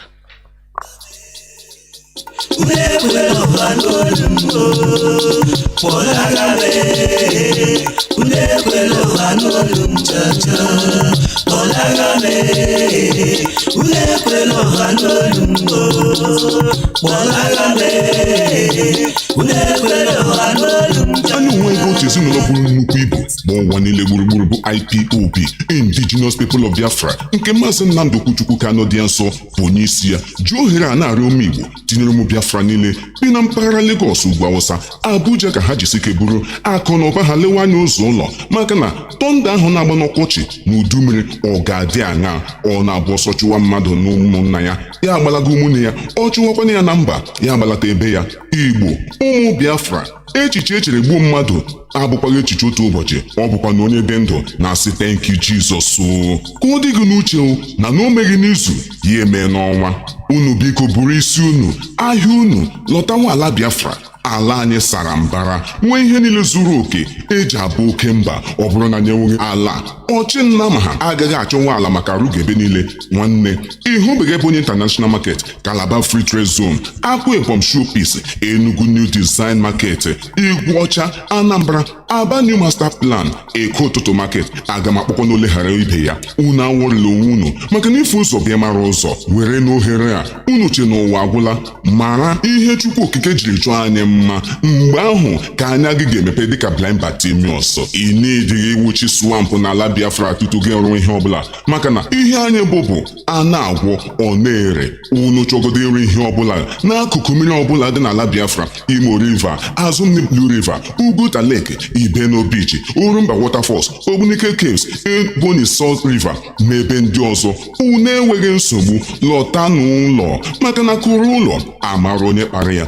Investment unu ga-abụ thy kingdom come. Ala Biafra brother will be done. Iji gwa gị n'ọzụwala ahịa Nnama dị na Lọkpanta ga-abụzi ebe a ga-arụ ultra modern 21st century complex. Ugbu a anyị gwara onye sịkwanụ na anyị agaghị abịa maọbụ na anyị agaghị alọta. Ebe Anambra ga-abụ ebe a ga-ewu ahịa bụ ọkaibe na mba Afrịka maka akụrụngwa ihe ọgba dị iche iche na ihe ndị ọzọ nke a na-akpọ auto spare parts market. Ụkwa amịala na onye ateta nụnụ, ọ bụ m si eze mmụọ m, ụkwa amịala onye ateta nye ụmụnne anyị ha ndị nọ na mba ofesi. Biko akụkwala flawa n'ala ndị ọzọ. Nke anyị bụ nke anyị, nke ha bụ nke ha. Naanị na Biafra land ka obi ga-abụ a man, ada bụrụ a woman. In fact, ọtụtụ ndị ebidola ihe na-egbughị oge bịa soro ụmụnna gị mara nzu gị ajịkwana sị nọtị mmega. Otu a aha bụ Eko chi na-ala ka zoo ka ị ga-esi laa ka tọrọ naanị mee ngwa ngwa lahe mpekata. Cheta na onye ji igu ka ewu na-eso. Werenu Nnewi dịka ihe ọmụmaatụ na ihe nlereanya. Ụmụ Igbo, ụmụ Biafra, ka anyị laa n'ibe anyị. Onye asị ya ga-emezi ebe ya abụkwanaghị ihe ọjọọ. Ala Biafra maka kwanụnụ ọ bụ anyị si eze mmụọ anyị. Leenụ Enugu, Anambra, Delta, Ebonyi, Imo, Abia, Igwe Ọcha, Bayelsa, Akwa Ibom, Cross River. Heo Chineke lee, ọ ga-agụ mma mba eze. Ọ bụkwa na ọ ga-agụ mma mba eze kama ga-abụ mma eze. Ọ bụ ndị Indigenous People of Biafra IPOB wetara unu ozi ya. Ala Biafra amaka. Welcome back. This is Radio Biafra HAUSA-SERVICE coming to you through Radio Biafra London. My name remains Mazi Chinedu from Olu province of Biafra land, and we are here live and direct at Abobochinkwo. Today is the 7th day of May 2023. Therefore, our lines are now opened. Our direct line is +1 213 328 6224. I repeat, +1 213 328 6224. Our WhatsApp and Signal line is +61 405 142 547. I repeat, +61 405 142 547. I have a first caller already. Mazi Joe, can you hear me on WhatsApp? Call on WhatsApp. Welcome to the program. Mazi, can you hear me? Mazi Joe, can you hear me? Call on WhatsApp. Please go on, Mazi. Good evening, Mazi. There, well, welcome to the program. Hello, Mazi, can you hear me? Yes, go on. Yes, go on. Go on. The whole world is hearing you. Okay, thank you, Mazi. Hello, Mazi. Mazi, my addition to my addition. My goodness me, sorry. I touched on it without. Yeah, Mazi, go on. Mazi, go on. Go on. It's my fault. I touched something. Go on. Mazi, my addition is coming from the where you read something from the book of Daniels. Now, I am supporting what you said by reading from the Second Kings, chapter 3, verse 7. Now, this is what they wrote in there. Then the king of Moab took his eldest son, who was to reign in his place, and offered him publicly as a burnt offering to Chemosh, that's their deity that they worship, on the city wall, horrifying everyone. And there was great wrath against Israel and Israel's allies. Mazi, can you tell me where? Can you quote the place again? Let me also check where, please. Okay, Second Kings. Okay. 3:27. Okay. Okay, go on. Okay, go on.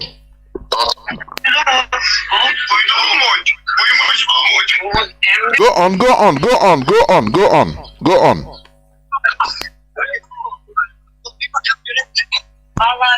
Mazi, I say go on. Why are you keeping quiet? Go on.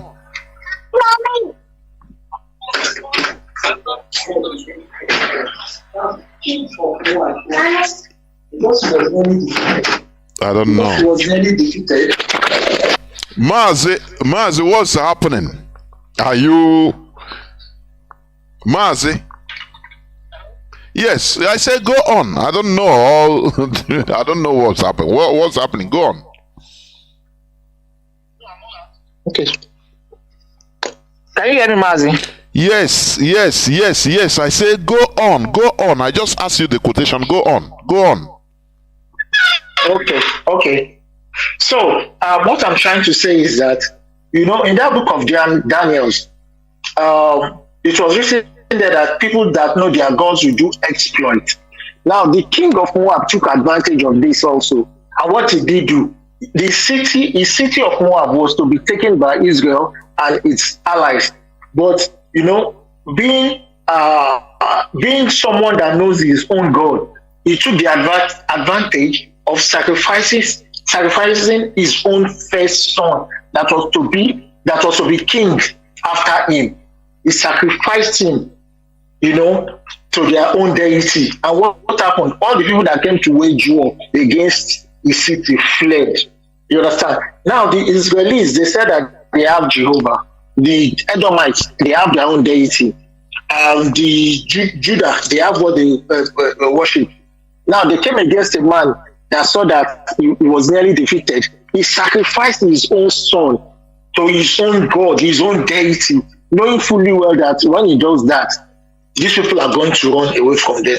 Now, my question is, if the deity that the Israelites are worshiping so much, why would their deity, God, now run and live from a village or from a city that sacrificed his own son? Because he saw that he was nearly defeated. You understand what I'm saying, Mazi? Of course, Mazi. Of course, I do. Mazi, do you know what? These are questions that when you try to ask it, they will tell you no, you don't need to ask questions. Now, what you quote is in the second book of Kings, chapter chapter 3, verse, I have read it, verse 27. The king of Moab, the Moabite king, during a battle with Israelis, that God of Israel. Now he saw that the battle, they gathered against him. He took his own son that's supposed to be the prince. He sacrificed it to their God, as a burnt offering. And immediately he did that, Israelis run away from his presence. He defeated them. But when you talk about this, they will tell you, these are things, it is their God. You see it? But they will come and tell us, no, all our own is that person, he offered his son as a burnt offering. He killed his son direct. So that he don't lose the war. And the Israelis run away. Run away. So what do you call it? Mazi, please go on, Mazi. Go on. Okay, so the lesson here is to let our people know that even that verse in Daniel said it all. People that know their own gods will do exploits. Look at the Muslims with their Allah, they are doing exploits. Look at the Fulanis with their Allah, they are doing exploits. The British with their own deity called God, they are doing exploits. What are Africans doing? We are contributing money to the people that are killing us. Every Sunday we go to church, dance, put money. The Rome will receive it with happiness. Westminster will remove it, will collect its happiness. And our people here are dancing and jumping in the church. Is that not Momorism? That is the biggest level of Momo people. Because they don't know what they have inside them. They don't know why. They don't know why they brought religion to them. They brought religion to them so that they will kill their spirituality.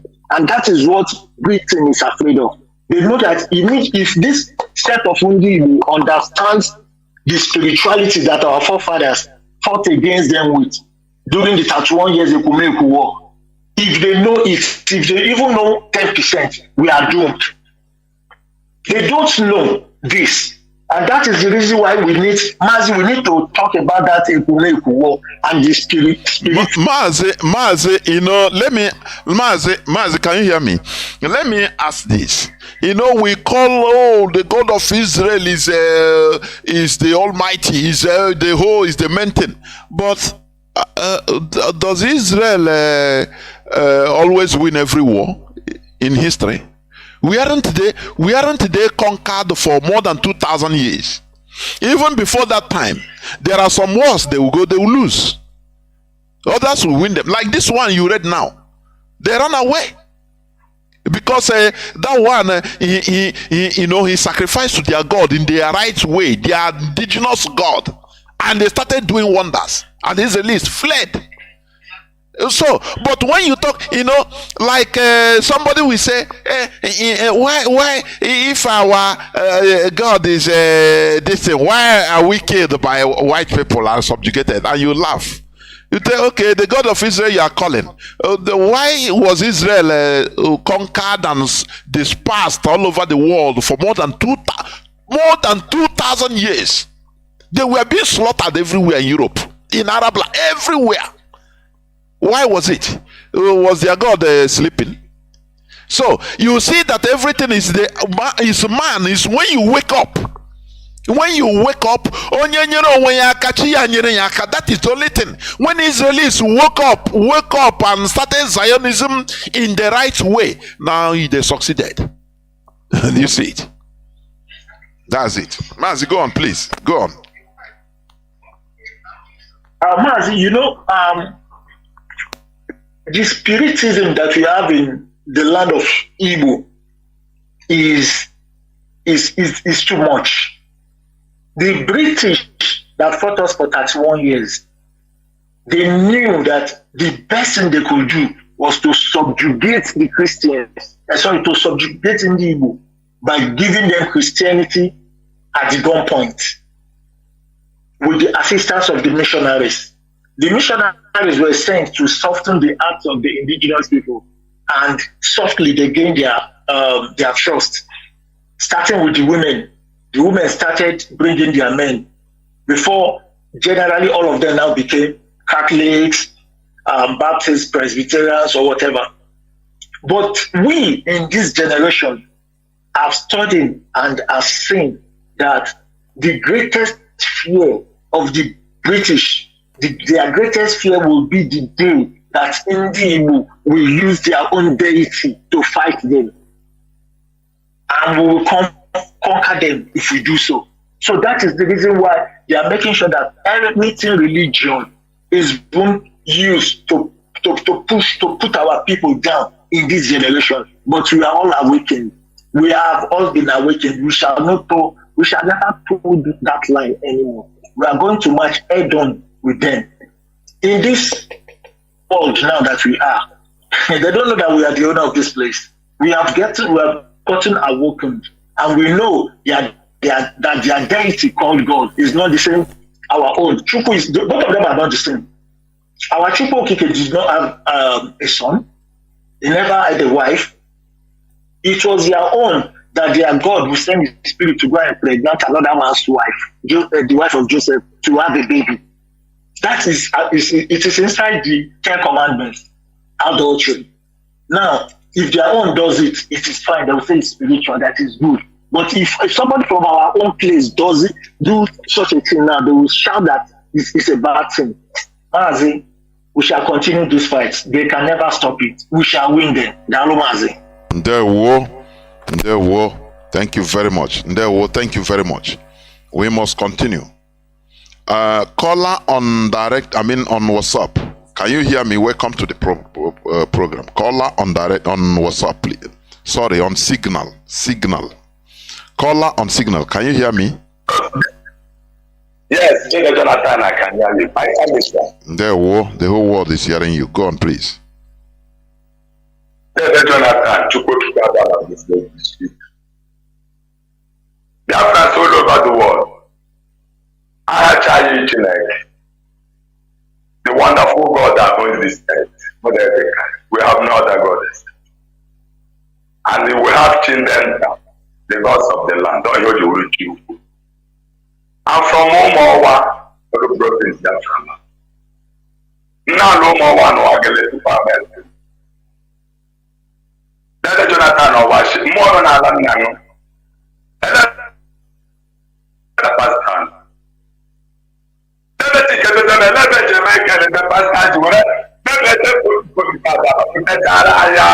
The whole religion I do know where other little Biafra. Go can you then African? Ghana is going to Chile. I don't like network. Network in I check the mandate here and mandate is a Ghana to all you have on time. That's not a country. All that science. I'm working fresh now. I'm full more on the province Biafra land. I just am out of province Biafra. Then I will say, anybody know what I get. 11th of May, last one is all these our leaders. Why our leaders is to prove to the whole world that we have parents and we cannot have leaders and our leader will stay in the hands of the parents. But I want to die with the Malami. So at the 11th, if you know you are a lawyer, we are not, you can't do anything anywhere you are. Yes, and if they do not account to back them up, they need all. And certain from my Harry Potter talk about. But I don't think anyone can sign it. They better the person I have waited. Then the Jonathan, they look back at the level of men. Everything long as of Paris to job for. Certificate in the valley. Yana do this at the background. And when they get the man and Igbo, they get the Supreme Court, don't they come over for a common man? Supreme Court. And the China and so far in Nigeria pretend to I'm only English with that English. I'm telling you, tell the Jonathan, Genesis chapter 3. Woman disobedience, Adam and his father, Captain of heaven, all them God. All kings there went to, I can't get the Bible. Those that explore are those that know that God. I tell you, God was the Captain of. I will tell you again, say, Father, name Bishop, tell the Jonathan, you could not citation. They got you more for that. See the level. So you got away with one. Cannot do no job. They don't bring that guy here, but everybody says. Can they take it with him? quote the Bible, when you was in Leviticus chapter 1, Leviticus chapter 2, Leviticus chapter 3, and Leviticus chapter 4. That's every person on there very important from Chinedu, the temple direct. And then they can unconditionally. Madam, if you want to try Biafra, it's not only IPOB because we have this people. We want to enlighten our people so that they will not become sabo. And here, very man, I'm not saying that I'm not saying we want to prove to the United Nations that we are disciplined. And then we can say that we already also. Every October 13th, the charges of fitness, our leaders cannot make election. Yeah, but I know I went to tell it to this level. Then it's not that look, I went down level of 5 and I left them. That's it. Everything, okay, see, Marco. I feel what the man of Ragnar, but who's not the one so quite in or low? You need not to have a chat in level of nice regular. Okay, money look at the Pragi of the morning. But then we didn't have the Kanu with the state of Latasha. Then about the level of fair. I'm a person with.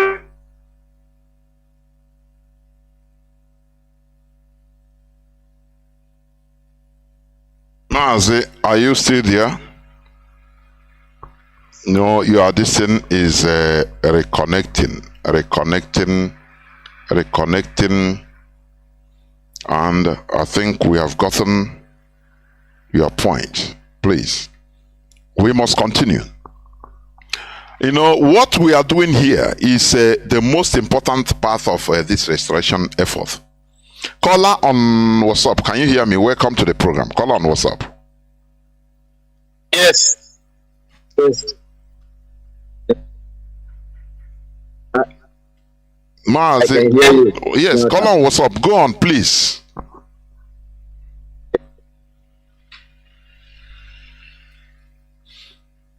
Caller on WhatsApp. Caller on WhatsApp. What are you waiting for? Are you talking? Please go. Then go on. Go on. Continue speaking. Okay.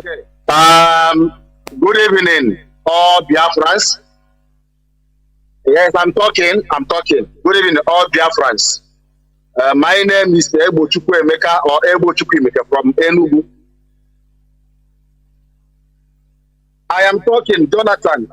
I am talking. I don't know if you can hear me. Talking. Mazi, I don't know whether you are listening to your device. I don't know.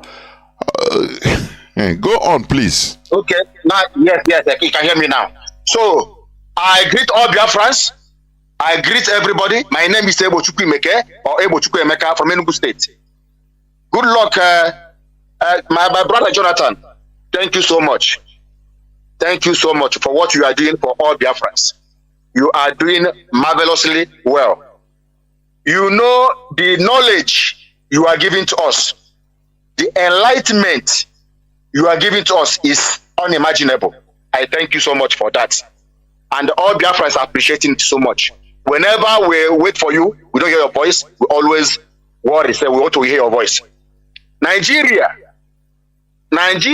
is the only country in Africa, starting from Africa, that each citizens are I don't know what to qualify their mentality, their knowledge, that the people that they are living with has made them to become less than animal. That whenever that the people government are implementing a law that will make their life either better or bad, no one talks, no one wakes up to ask questions. Like the other day, Mazi was talking, saying that the law they are passing, it has passed second reading in the National Assembly. And now Nigerians citizens are there, quiet. And this law is what is going to cripple their life, kill them, slaughter them like a cow, goat, chicken on the street. Nobody's rising up. Nobody's talking. Everybody's going, moving like a agricultural chicken that you can point at any time and they kill. Britain is the worst thing that has ever happened to this planet Earth. Britain is the Lucifer himself, the agent of the fallen angels.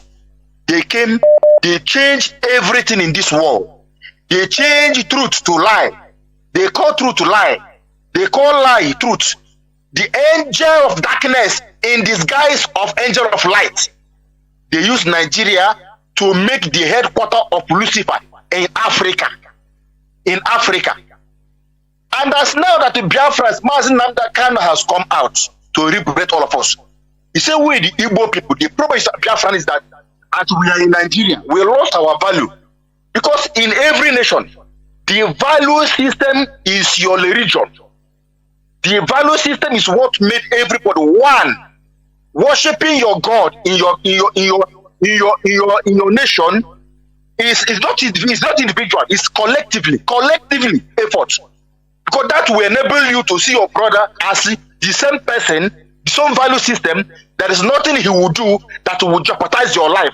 Everything he will do it according to your value system. And this is what we have lost in Biafra. And that is why the only people who are ruling us are criminals.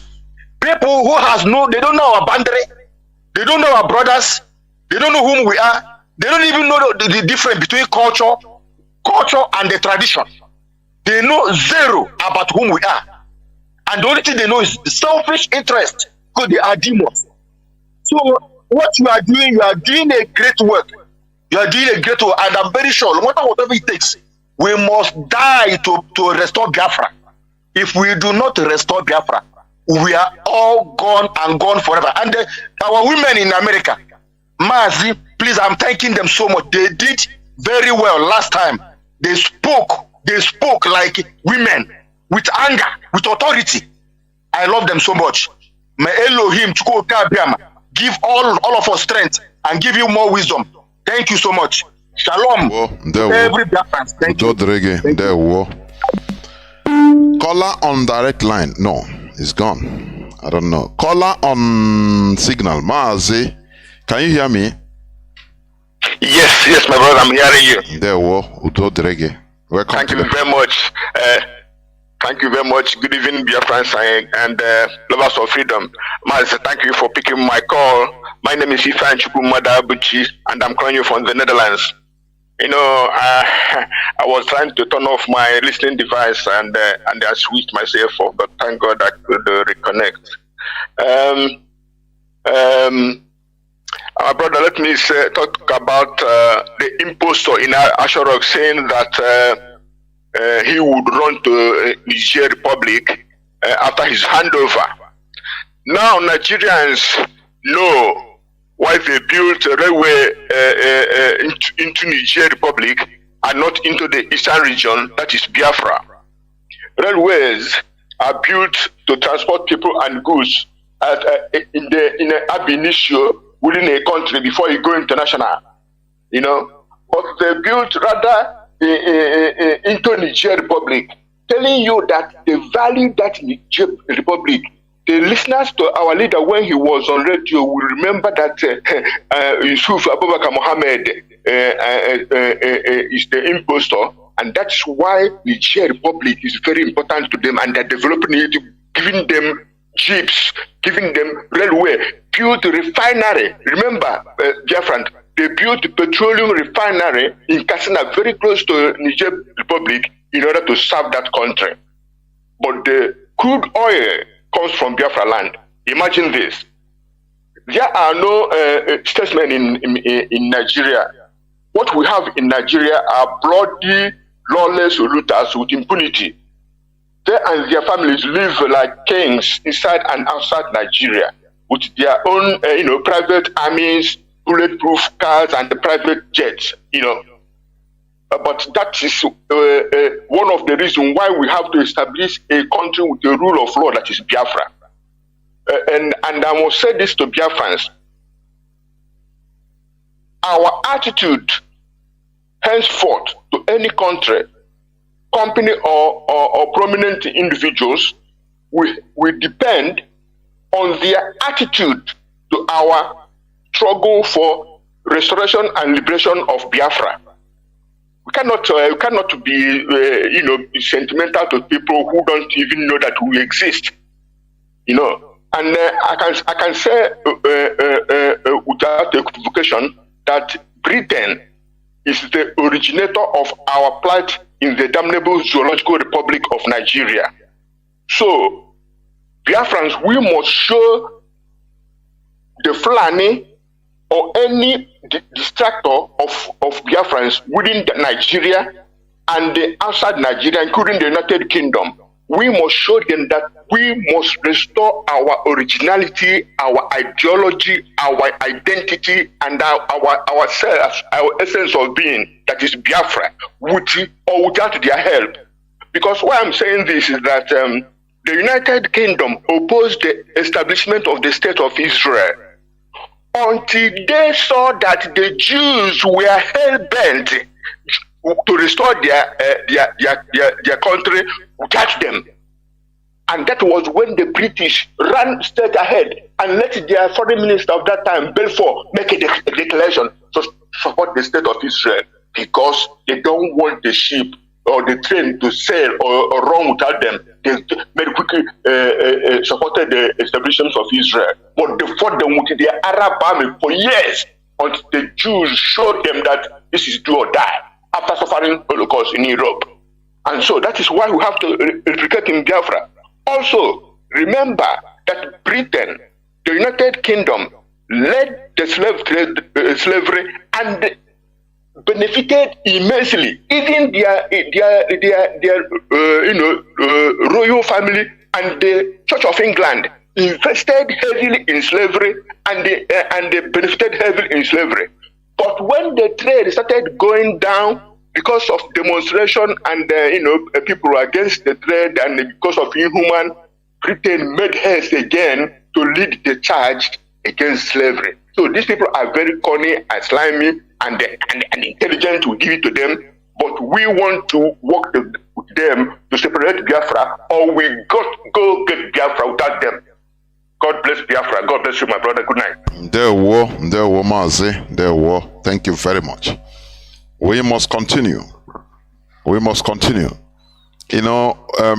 We must continue preaching. Because we are not going to stop. It doesn't matter. It is the preaching of Mazi Nnamdi Kanu that revived us, that put us into the limelight. I mean, that brought us together. The talking of Mazi Nnamdi Kanu. So, we are not going to stop. The problem we have as a people is in the head, and we are going to correct it from the head. Call on direct line. Can you hear me? Welcome to the program. No. Why? Why you cut? I think you dropped. Or were you not hearing me? I don't know.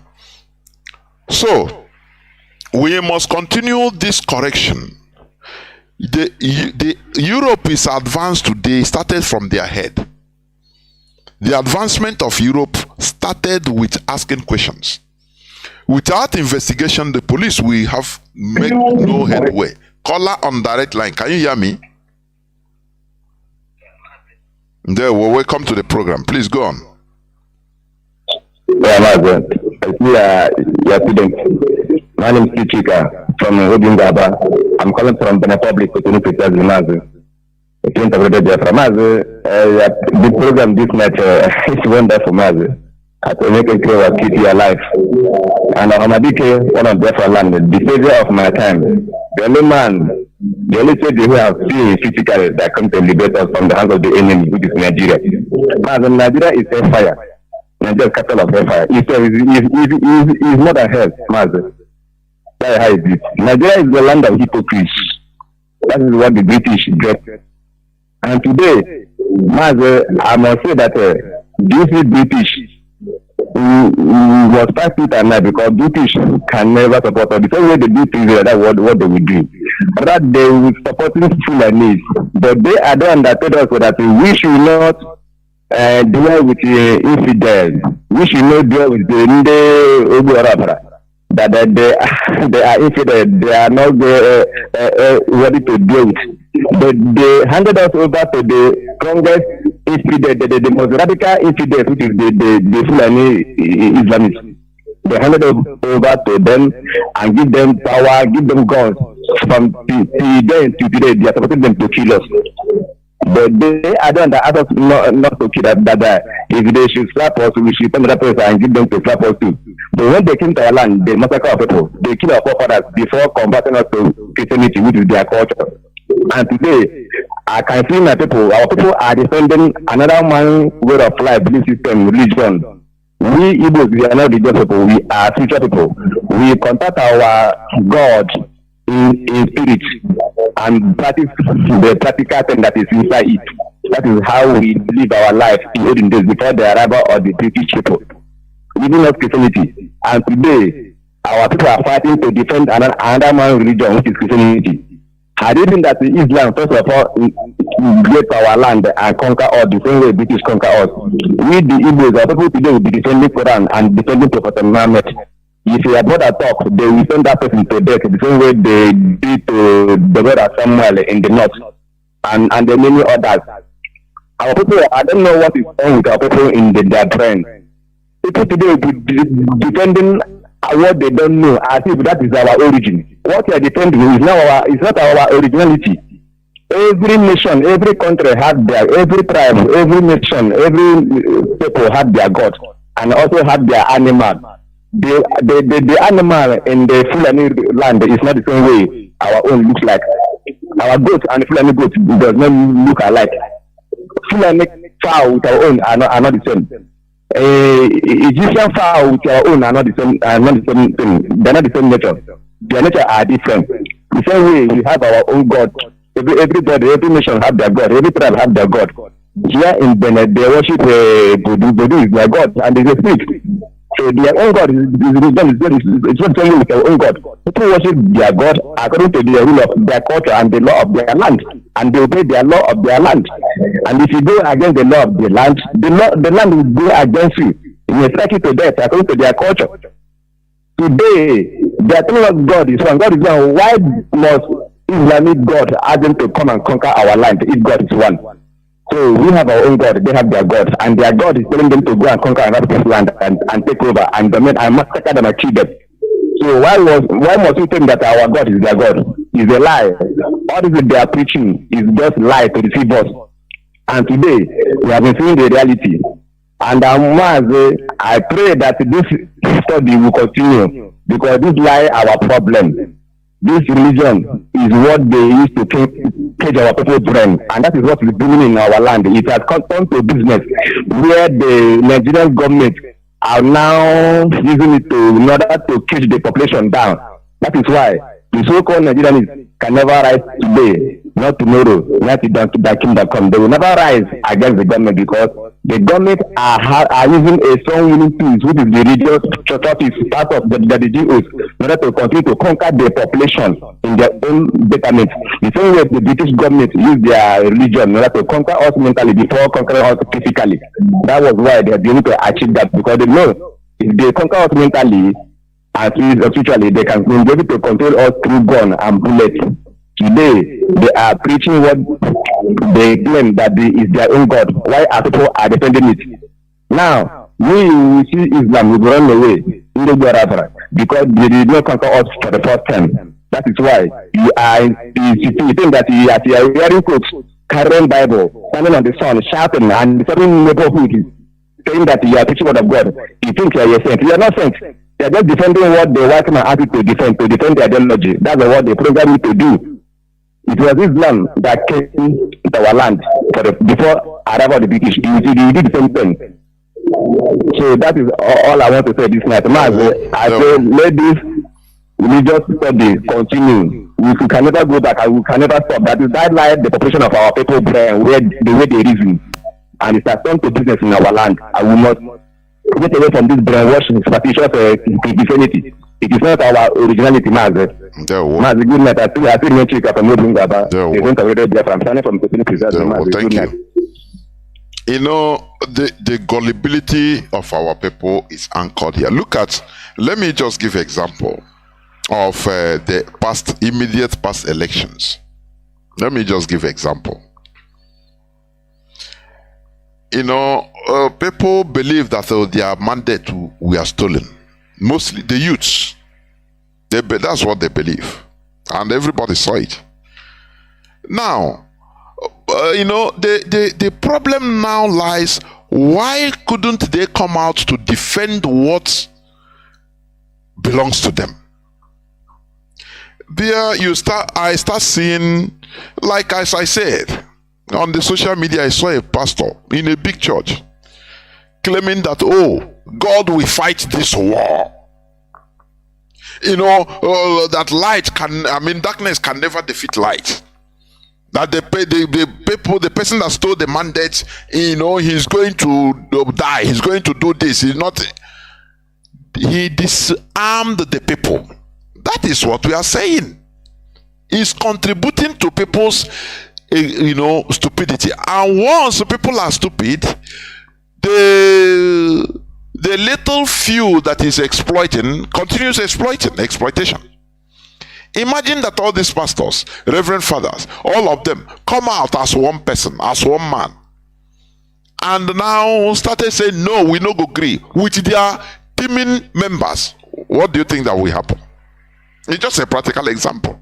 But they now calm people that God will do the fight, and everybody went to him rejoicing, stupidly rejoicing. That don't worry, instead rise up, let us pray for the God to kill the people that do election malpractice. That is a problem, and the people will not see it as adding to the stupidity of people and making the country worse than ever. Because when the population is not involved in government, therefore the people that are there, I was listening to one man, he's a pastor, he was saying that they should pray that God will touch the minds of politicians. Say, oh God, where our people are very far. You are praying that God will touch the minds of the politicians. Look at Gowon, we have been praying for him to perish, die a miserable death. He's still alive. He's still alive. Do you understand? He's still alive, and Obasanjo is still there, Kampe, upon the prayers. God will not do anything. It is you, we human beings. If the pastors are teaching this to people, do you think that Nigeria will be a quagmire? The answer is no. But they increase the stupidity of people instead of opening their eyes. They increase the stupidity so that they will be benefiting. That's it. Caller on Signal, welcome to the program. As we are heading towards the end of this program. Caller on Signal, can you hear me? You have been here since 8 minutes, or going to 9 minutes. I can hear you. Udo Drege, there we you must continue. Of course, we must. Biafrans, I want to know Mazi from my location I'm speaking. Mazi, I will approach this discussion in a way that I want to talk to our people who are still Nigerians, because as far as I'm concerned, most of our people are still Nigerians. So many of them, they are out there. Most of the time are Lagos. The reason why they are still Nigeria is because of this particular thing called religion too. Religion is one of the reasons, because any Biafran, be it from hinterland or coastal region, that believe in this so-called religion, Christianity for a fact, that is here to help us for any good of you as a black man, only G, a Biafran. That means you don't know, you never really go back to think about your history or trace your history. Because one thing about our people is that they prefer to pay money and listen to lies that will comfort their ignorance than coming to this hallowed platform where where the truth is given for free. All is required of you is your devotion, your willingness to listen and learn. I will approach this matter like this because I saw one of our Madam Tina from America, Madam Ebere Tina from America and her crew. One of the strongest women that I've ever seen in this struggle. So focused. Their Saturday program on Mazi is so on point. You can hardly get those type of women in Igbo land today, as far as Igbo land is concerned today, now Igbo. These are women, when they come, they speak, they roar, the world listens. She narrated a very particular story about them going to worship in Rome with their brother Cardinal Arinze and the Pope.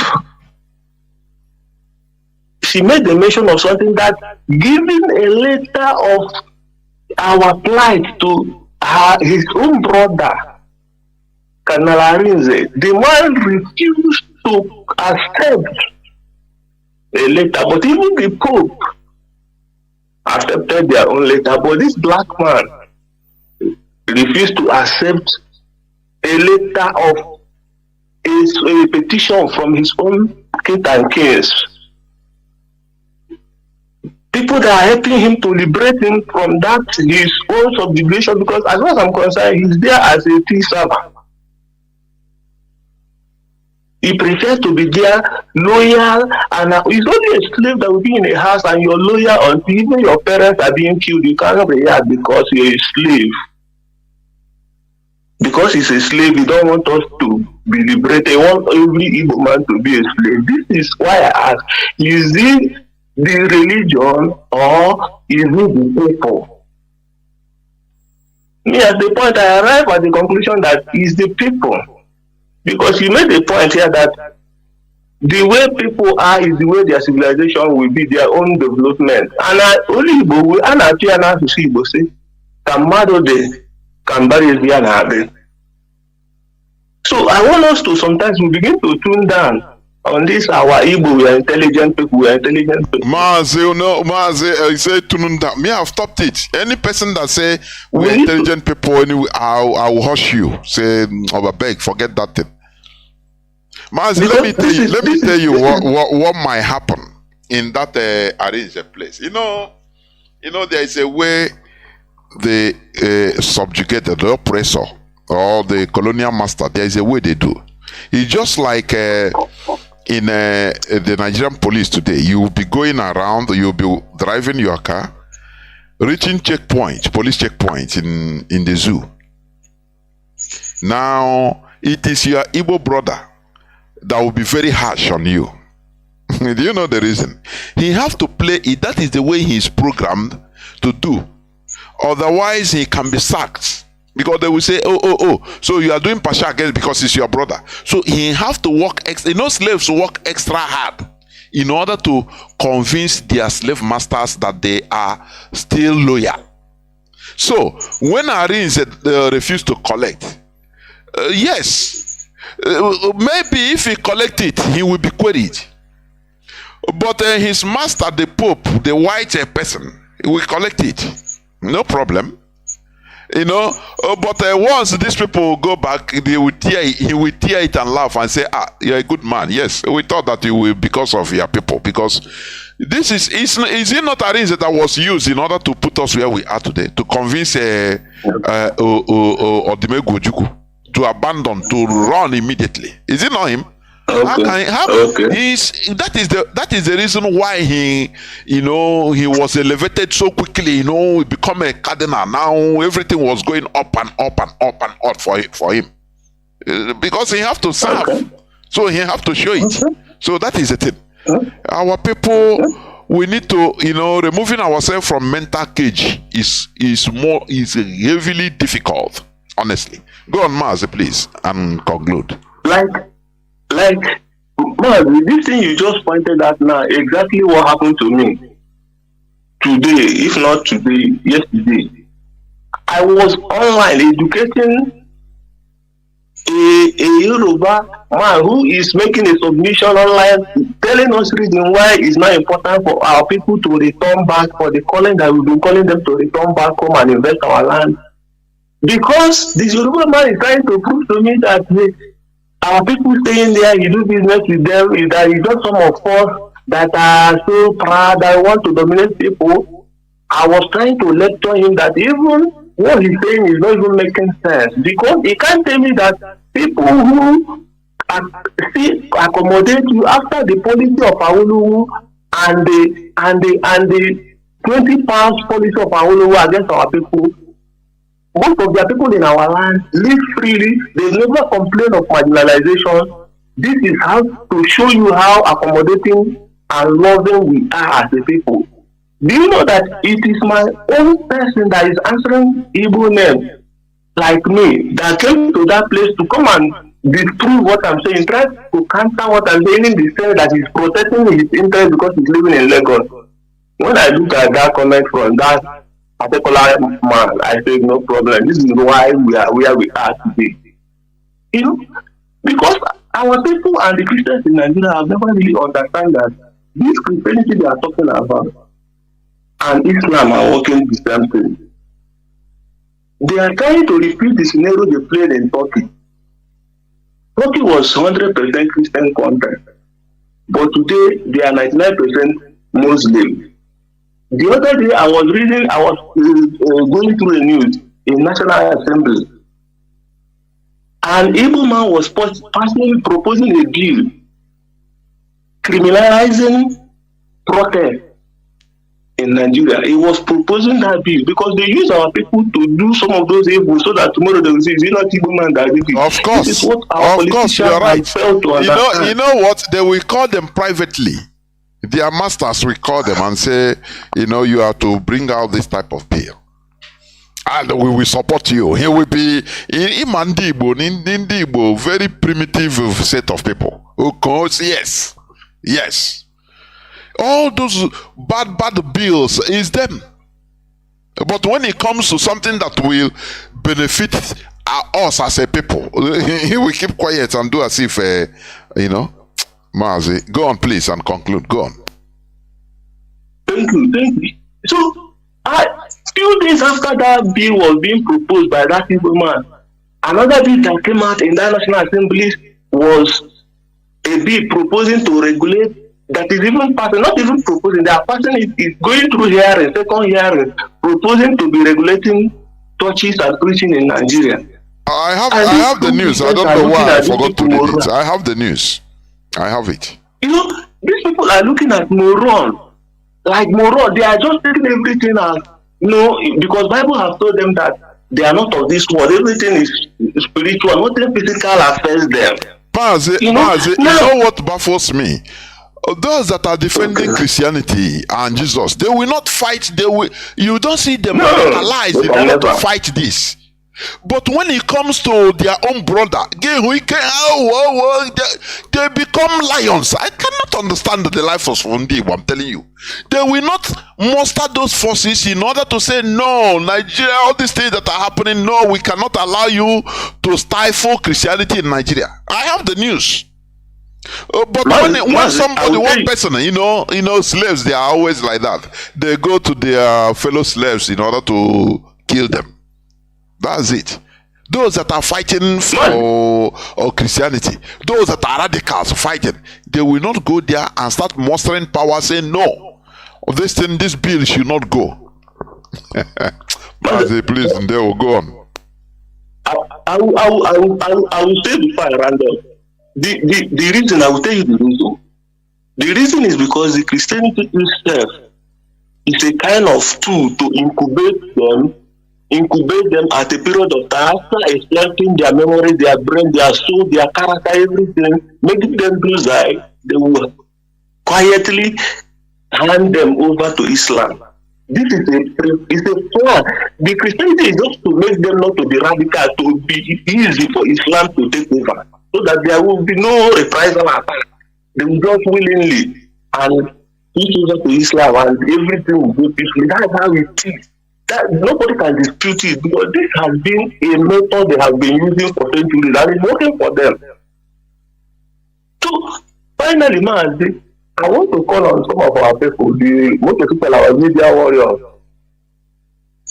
who are defending Biafra struggle and also defending religion. This is Biafra, and Biafra is our religion. If you're a fourth liner in this struggle, even because of my counter comments, some of our parents had to block me. A media will block me. I'm not fighting him. I just to counter the wrong narrative. You are blocking your comrade because of Christianity. What are you preaching? That means you can say the struggle because of Christianity. That is why our leader said, if you go Yoruba churches, don't join. He said it openly. He didn't hide mouth. People might see it as a wrong thought. He knows why he's saying it. Because this thing called religion, there are two parallel lines. They can't meet. Biafra is our religion. And Biafra means going back to our root. I don't know why people are finding it difficult to understand. It's very important we throw this sentiment aside and see that this religion we're discussing is not indigenous. It's a white man thing. It's also like fighting Nigeria government. You can't separate the two. Let's be reasonable at times. People are appealing. Let's just stop all this trying to. This one is fighting Methuselah, you're ganging up. Somebody is going to go and group you to come and fight somebody that has stood and be fighting for the struggle, because he's fighting for the just cause of your generation. He's not even fighting for you, he's fighting for your generation. Because there is a statement he made that those of us that have come out of adults, we are useless, that we are trying to bring up the younger ones. Because it's for the younger ones, because some of us at a certain age, we can no longer be repaired. So we manage us and make sure the younger one does not grow up the same way we are growing up. Let's help ourselves. And I know Chukwu Kadora will be with us. Our leader, Mazi will be freed from 11 to men. In the name of Chukwu Kadora, you say. He said. There were Mazi.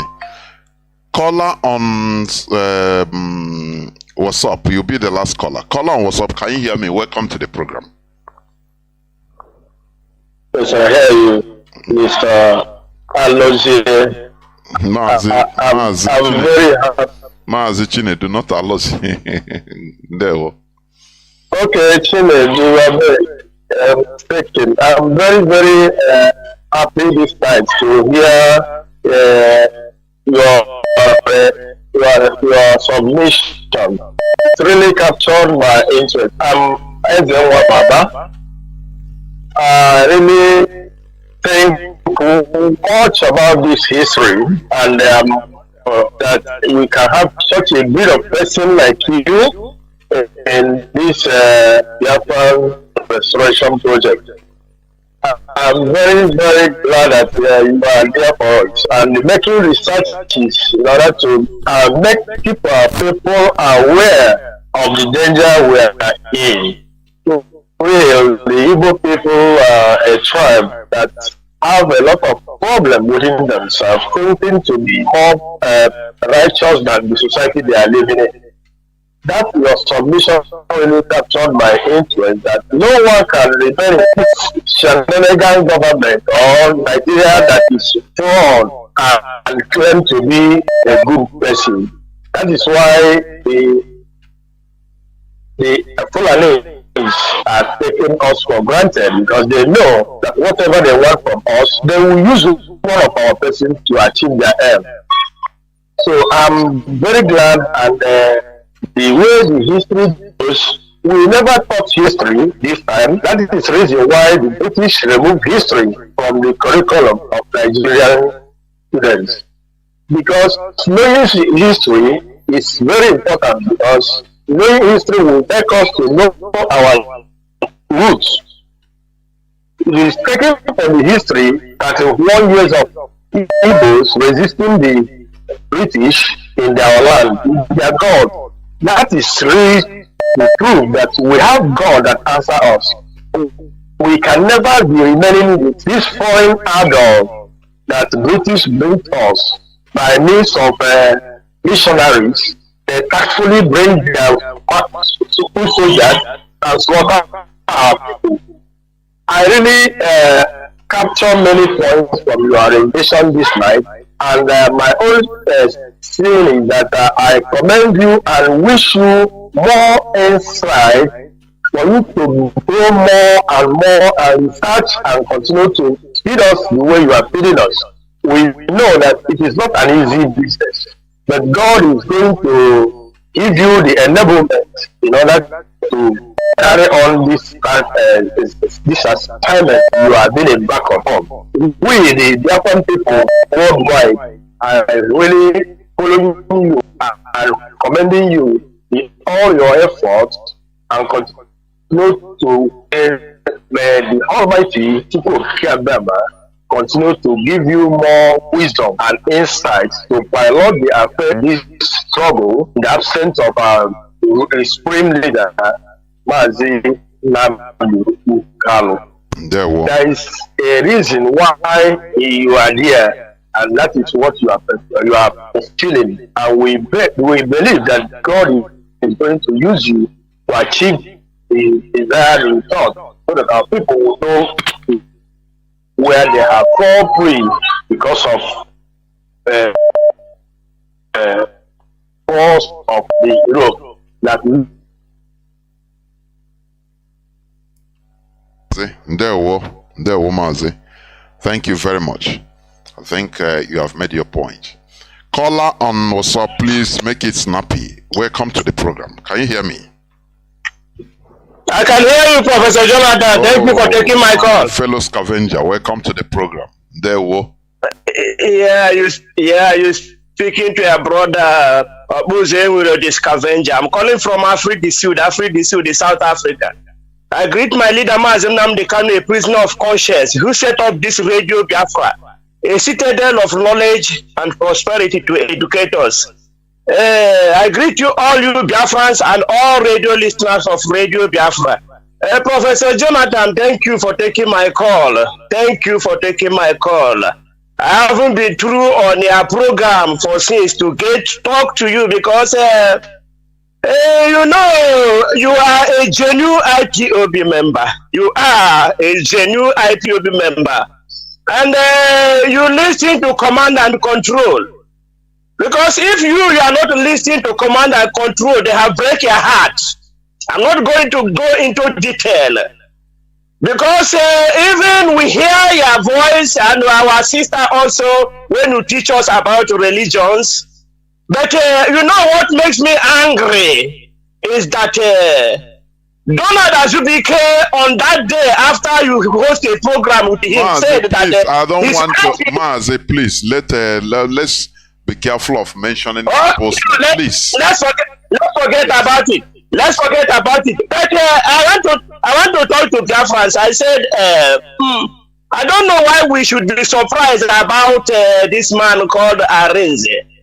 You cannot be surprised about Arinze is far.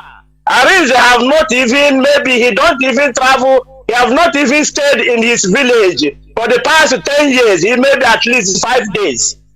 You should be surprised, you should be angry about the local man who is a doctor or who is educated, who is asking us about our ancestors. These are the people we must talk about. And let me tell you, Biafrans, you know, what we are doing here, some of us, what our brother is teaching us here, you know, if you go to church, you do testimony. You used to do testimony. And the testimony is what God have done for you, what Jesus Christ have done to you, what you have got in Christ. And we here, when we talk in Biafra, when we talk of religion, it's not that we want anybody to change his own religion. We are just giving testimony of what the religion have done to us. That is our own testimony. What we have seen through it, what we have learned, that's what we are giving. It's a testimony. Why should our own testimony be a different one? Why? I'm asking, why should our own testimony of what we are getting, the dividend of what we are getting from Christianity, the dividend of everything, the dividend of how they turn us upside down, the dividend of we not even knowing how to pray. We don't know the right way to pray. That is why all our prayer is in waste. We don't know the right person to talk. We don't know that our leader, Mazi Nnamdi Kanu, is the oracle of all, our own oracle of Biafra. That when we worship in Radio Biafra. Radio Biafra is where we worship, and religion, Biafra is our religion. Nobody should blame us. You don't need to be that is it, maybe asking for pardon from what you believe on, from how you can have to talk to your God. And me, if I want to pray, I say the God of Nnamdi Kanu, Chineke nke Biafra. That's what I call, because I know Biafra have got their own God. I know, yes, that guide our ancestors. We are the most loved that God give us. A land that was created by God, that give them oil, give them every necessary things, and because we have lost our soul, we have lost the way we're supposed to talk to our God. Now other people have come and taken it over. Now they are telling us that Biafra land is a land given to them by their own forefathers, and you are there. Now Cardinal Rez could not even take our letter to his master, but he take our offering to his master. He take our offering. When we offer, the offering have no discrimination. All our own, whether you're a layman, whether you are a killer or anything, once you come into the church and put the money inside the Biafra, inside the offering, it goes straight to where? To Rome. Or they divided it by themselves. I don't know how to do it, but we know. But I've never heard that this money is from devil, that this money is from Satan. All the money goes in their pocket. Biafrans, we don't need any other thing. What we need is a Biafra, and release our leader Mazi Nnamdi Kanu, a prisoner of conscience. A prisoner of conscience. Don't you are thinking that you are reducing his resilience. You are wasting your time. You are creating more. Have you been hearing a voice like Pastor Jonathan, Chukwamet, Anoze, and all of them? They are becoming more powerful, and we believe that they will be teaching us what we don't know before. Thank you for taking my call, Professor Jonathan. Biafras, I love you. IPOB members, you are my blood. Bye. There were. Caller on direct line, please make it sharp. I pick it. I'm on the verge of closing. Caller on direct line, can you hear me? Caller on direct line, can you hear me, please? Yes, I can hear you. Please go on, please.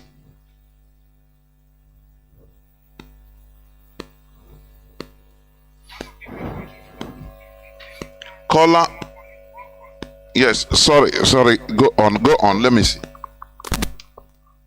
Okay, anytime you come online, or anybody that come up on social media, any of you that come online to read, please always tell us the areas where we can get you people. If you are on Facebook, because when I log into Radio Biafra on Facebook, I don't see anything relating to what is happening on the app, on IPOB Community Radio. Mazi, can you hear me? Can you hear me? Are you hearing me? You. Okay. What you said now, yes, you are right. But sometimes if you... No, allow me to finish so that you understand what I'm saying. Let me just give it to you direct before you continue. I will allow you, no problem. Rapture me, if you go IPOB Rapture Media, number 1, or we also have a Radio Biafra HAUSA-SERVICE on Facebook. Correct. Okay, go on. Okay, so what I am requesting is this. It's very close to what you have just said. But what I'm requesting is this. Anytime any presenter come online, kindly let people know the platforms where they can log in to get the program live. And if there are numbers where people can call to contribute, let that number also be published on the page, because somebody called me this morning that he's trying to access the program logged into University of Radio Biafra. There was nothing going. What was going on there was different from what was going on in the community radio app. So whenever you come online, tell us we are here, we are here, we are here. So, and occasionally as the program continues, always repeat where people will be able to get us. The reason why I'm saying this is that a lot of people are replicating what IPOB is doing in another form. You see people go and create their own Radio Biafra, University of Radio Biafra, put another image there, post different thing that is different from confusing people. So I want anytime you come online, or Mazi or Chineke, anytime you people come online, always tell us this is where you can log in, hook on to this and get an update of what we are doing, so that we will not fall into all these criminals. These people are everywhere. You don't know the battle IPOB is facing. Believe you me. And that is why I decided to follow IPOB. The reason why I followed IPOB is because these people that are facing this type of persecution, the people persecuting us is so much, so many, that anywhere you mention the name IPOB, you are an enemy. So that secret there is what I'm looking for. That thing is only my strength. That hatred that people have on IPOB is my joy, is my strength. And that is why I'm so happy with you people who have paid this price, who have volunteered to make sure that this fire will be burning, who have made sure that they have not been able to hijack this radio. Please help us. Tell us this is the platform where we are. This is the numbers where to get us. As the program continues, repeat it over and over, so that those who are listening will. Somebody called me today, as I told you. I will be able to pass that message. Say, oh, since you cannot write down the number, log on to this in Facebook. Follow them. Even in Twitter, follow them. So that's another thing I wanted to talk about. I don't know why we are too weak in this Twitter. Our activity in Twitter is not as our leader encourages us to do. The phone we have where we access Facebook is also the same phone where we can download the Twitter. Come up on Twitter, we will all follow you. I do not know how they do it so that you can appear in all these platforms at the same time. I also encourage you people to do that. Finally, my Lord, to be very honest with you, to be very, very honest and sincere with you, there are so many people who want to contribute financially to support this movement willingly on their own, wholeheartedly on their own. But because of these too many mechanics everywhere that we do not know who is a madman and a mechanic anymore, kindly, IPOB is not begging anybody any money. But those who feel within themselves, I have not supported this family. I have not done what I'm supposed to do. I have not paid my tithe. Also create that room where whoever who within his heart feel like this is what I want to contribute to this family, because I'm working whenever I get paid. That tithe that I'm supposed to give to that man who buys a helicopter and the private jet, I have refused to give it to him. Instead of me to give it to him, I will use it and water my family, which is IPOB. Where will I put it? Always tell us where we will put it. So long as we had it in Radio Biafra, it is real. Until the day we have heard that our Radio Biafra is not working again, which is not going to happen in this planet Earth. Please, it is necessary. It is necessary. Thank you, my Lord. Thank you. Oh, Mazi. Sorry, I'm not your Lord, though. Because yeah, you don't know what you are doing. You don't know what you are doing to my life. Because when I get to teaching, I get renewed every day. Yeah, I get renewed. I get different. There were another thing, another thing. Okay, sorry. Continue listening through the app anyway. Let me put you off. Another thing you will also know, even I forgot to ask you. That's why we have families all over the world. You understand? If, for example, maybe you are listening to me, you are hearing me now. If, for example, you are not a family member but you want to contribute. Some people used to contact us privately. How do I do this? How do I contribute? How do I, different things. Now you channel the person. So you can send me private message, or if you also care, you join the family. That is the thing. So like what you are saying, I keep on saying it. Although I don't do it often, but I used to announce we are live we have different platforms. We have different platforms that are streaming us live. We have Radio Biafra HAUSA-SERVICE page on Facebook. It's there, live.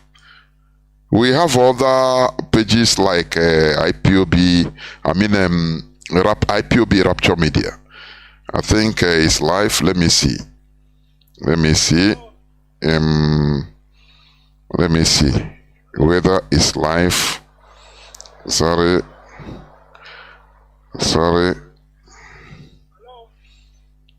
No, Rapture Media HAUSA-SERVICE is not live, but yes, IPOB Rapture Media is live. You have the Biafra Digest, different platforms anyway. But most importantly, our radio app, our private radio app, IPOB Community Radio. You can be listening to it even if you are walking. You just put on your earpiece and be doing it and be listening. So that is it. As for the numbers to contact me, although yes, I used to call it, but maybe from when the person starts listening, he will not hear it. But as you said, I'll be checking. I'll be calling it from time to time. Anytime I'm on air. So thank you for your suggestions, and we must continue what we are doing. Caller on WhatsApp, welcome to the program. Can you hear me? Caller on WhatsApp. Yeah, good evening, Mazi Jonathan. Mazi. I don't really have much to say. I just want it's a suggestion. It's just a suggestion. I just want to suggest. Back in this our religion issue, I think it's time to now. Is it not time to summon all the pastors in Biafra land? Tell them. This is the way we want you people to go, teaching our people. Instead of confusing our people anymore, because all of them they are Lucifer. That's what I was thinking. Okay, it's a suggestion. And another thing. Go on. I have you. Yeah. Go on. Yeah. Another thing I want to suggest. We should go back to protest all over the world, all over our family is. We do it like one day, the whole world. One day, the whole world. That's all I want to say, Mazi Jonathan. Thank you. And there, Mazi, also the whole world have different time zones. Your morning could be my night. This side could be their evening. So people are doing. You see, I think was it today or yesterday in Catalonia? I think in Spain. People are doing it anyway. The world is spherical in nature, so the time zones are different. Some people Saturday can be some people Sunday, and that's it. So we continue in the evangelism.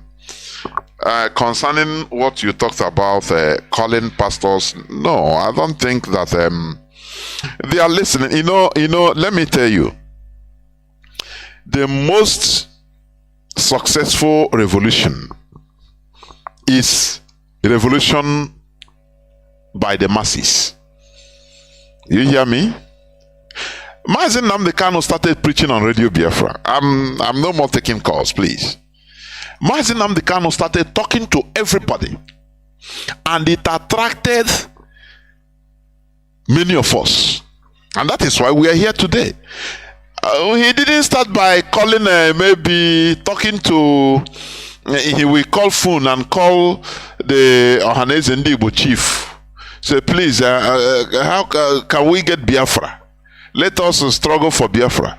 He will call the elites. No, you don't do that.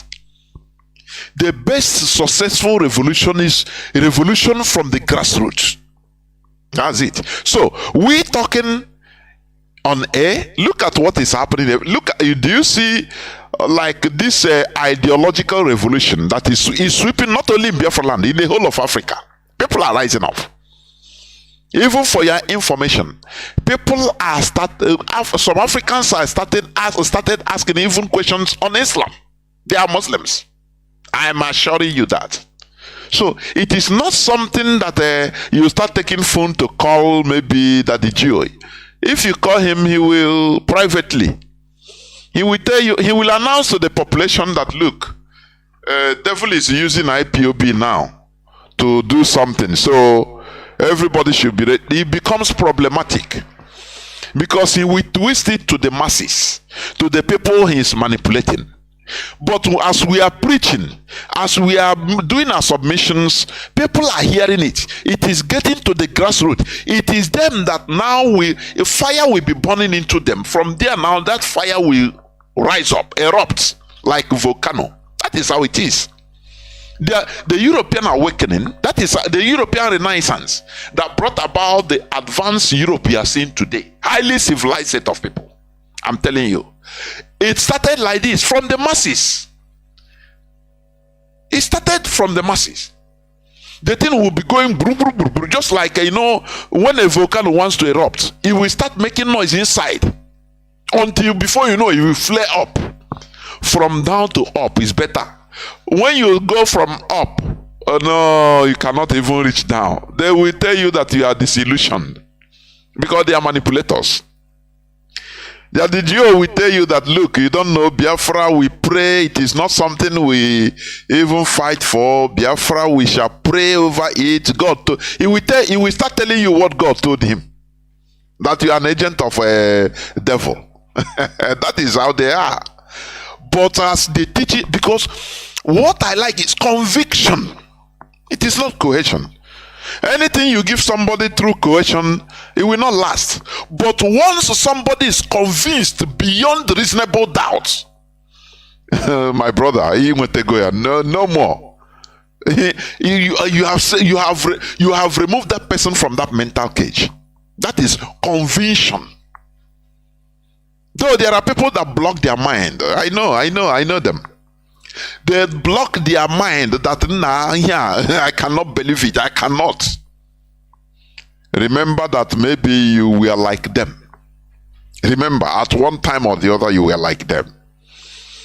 I was talking to somebody privately the other day. He told me, he said, look, why we shall continue by this gradual teaching process.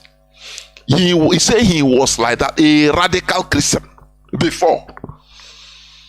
He said the first time we started listening to Mazi Nnamdi Kanu, you understand, he know the importance of Biafra, that he understand everything, but his weak points, he started blaming Mazi Nnamdi Kanu, said, no, if this man is fighting Christianity. If he's fighting Christianity, I'm not inside, please.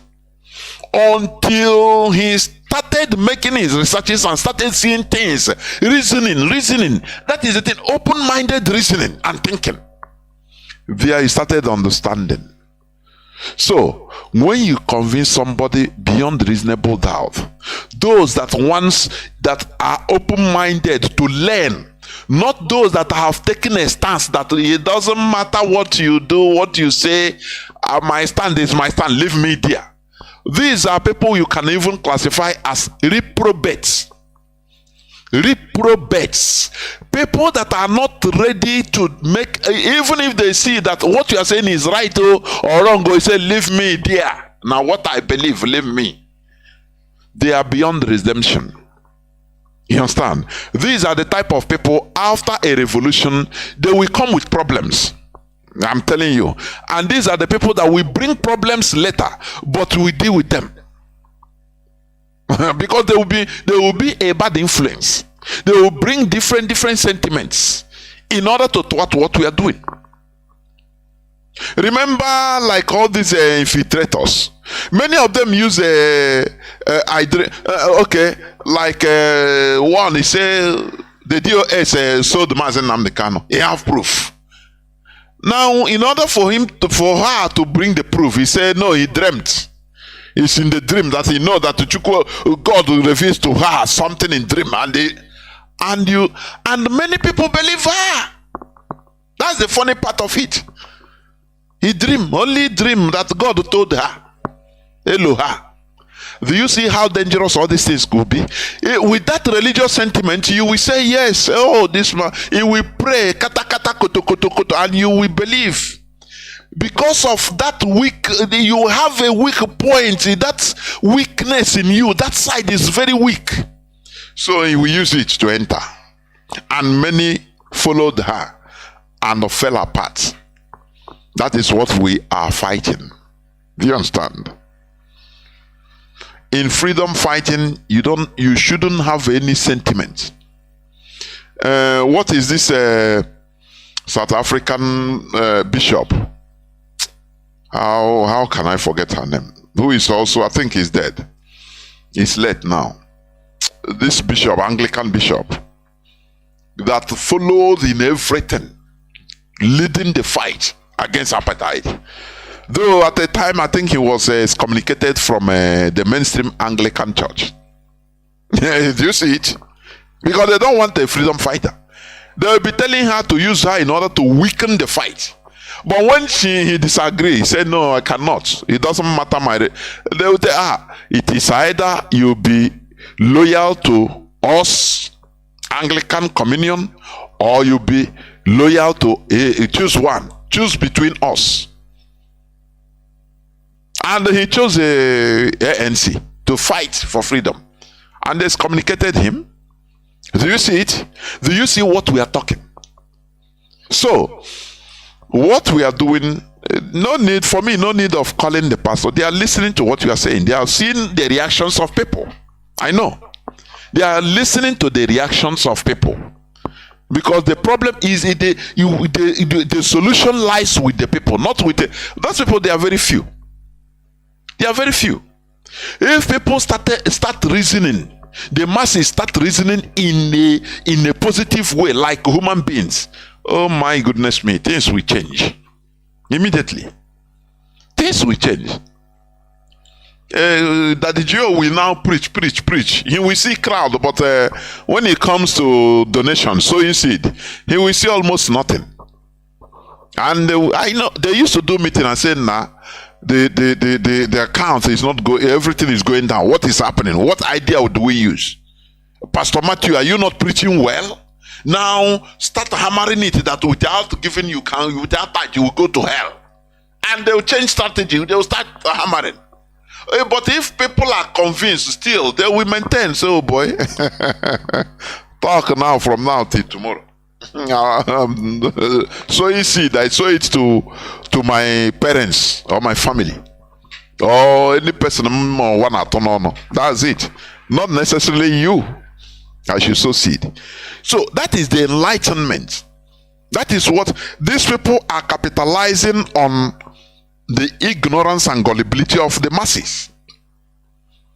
How can a pastor now be coming to pulpit, looking people in the eyes, looking camera, people that are even watching him virtually, telling them that look, that God is in control, God will destroy those that rigged the Nigeria election. How do you think God will destroy them? How? All these things, they are agents of the government, because they are disempowering the people. They are making the people powerless. When you tell somebody that God will do your fight, what do you expect him to do? Calm down, be law abiding, as they normally do in Nigeria. Be law abiding, go your normal business. God is in control. God will destroy them, and you take courage and go. And after, nothing will happen. God doesn't destroy them. Instead, it is you that the politicians are destroying. And the recompense to the pastor for keeping the population harmless, powerless, protestless. They don't protest. They don't express their anger by coming out on the street. The politicians will reward them privately, secretly. You don't know. They give them money to come and tell them what God say. That don't worry, the battle is mine, says the Lord. How do you think the battle is yours? Is his. If it's like that, Russia will not be fighting to maintain his stand in this world. You will not be fighting physical war. Look at the miserable Africans. God will fight your battle. Is it not stupidity? You have to fight your own battle. Because everybody in this world, people fought their battles. They don't wait for God to fight their battles. Do you see the disadvantage of being brainwashed with foreign religion? Do you see that? Remember Daniel chapter 11 verse 32. And those that know their God, those that recognize their God, will do exploits. He didn't say those that recognize other people's God, foreign God. No, their God, because each people, each nation, each people, tribe, they have their God. They worship their God in their way, in their own way, in their own peculiar way. Why do you have your own tradition? Why do you have your own culture? Why do you have your own food? Why don't you have the same centralized food? Every food contains all the same thing, the same nutrients, but all these things, the foods are different. So go and read Daniel chapter 11 verse 32. Or any people that recognizes their God, they will do exploit. Do you understand? Let me read it again, please. Let me bring it out in my phone. Because that place, I Chineke when I jump say Do you see why Africa we recognize foreigners' gods? Let me see Daniel chapter 11 verse 32. Yes, let me read the second part of it. Okay. But the people that do know their God, shall be strong and do exploits. The people that do know their God, their own God. It is not the people that know people that know European God. No, Arabic God. Your own God. They will do exploits. They will be powerful.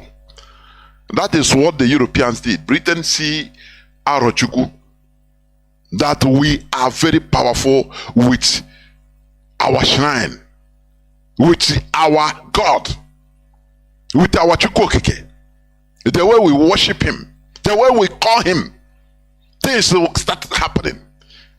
Ekumeku fought them 31 years.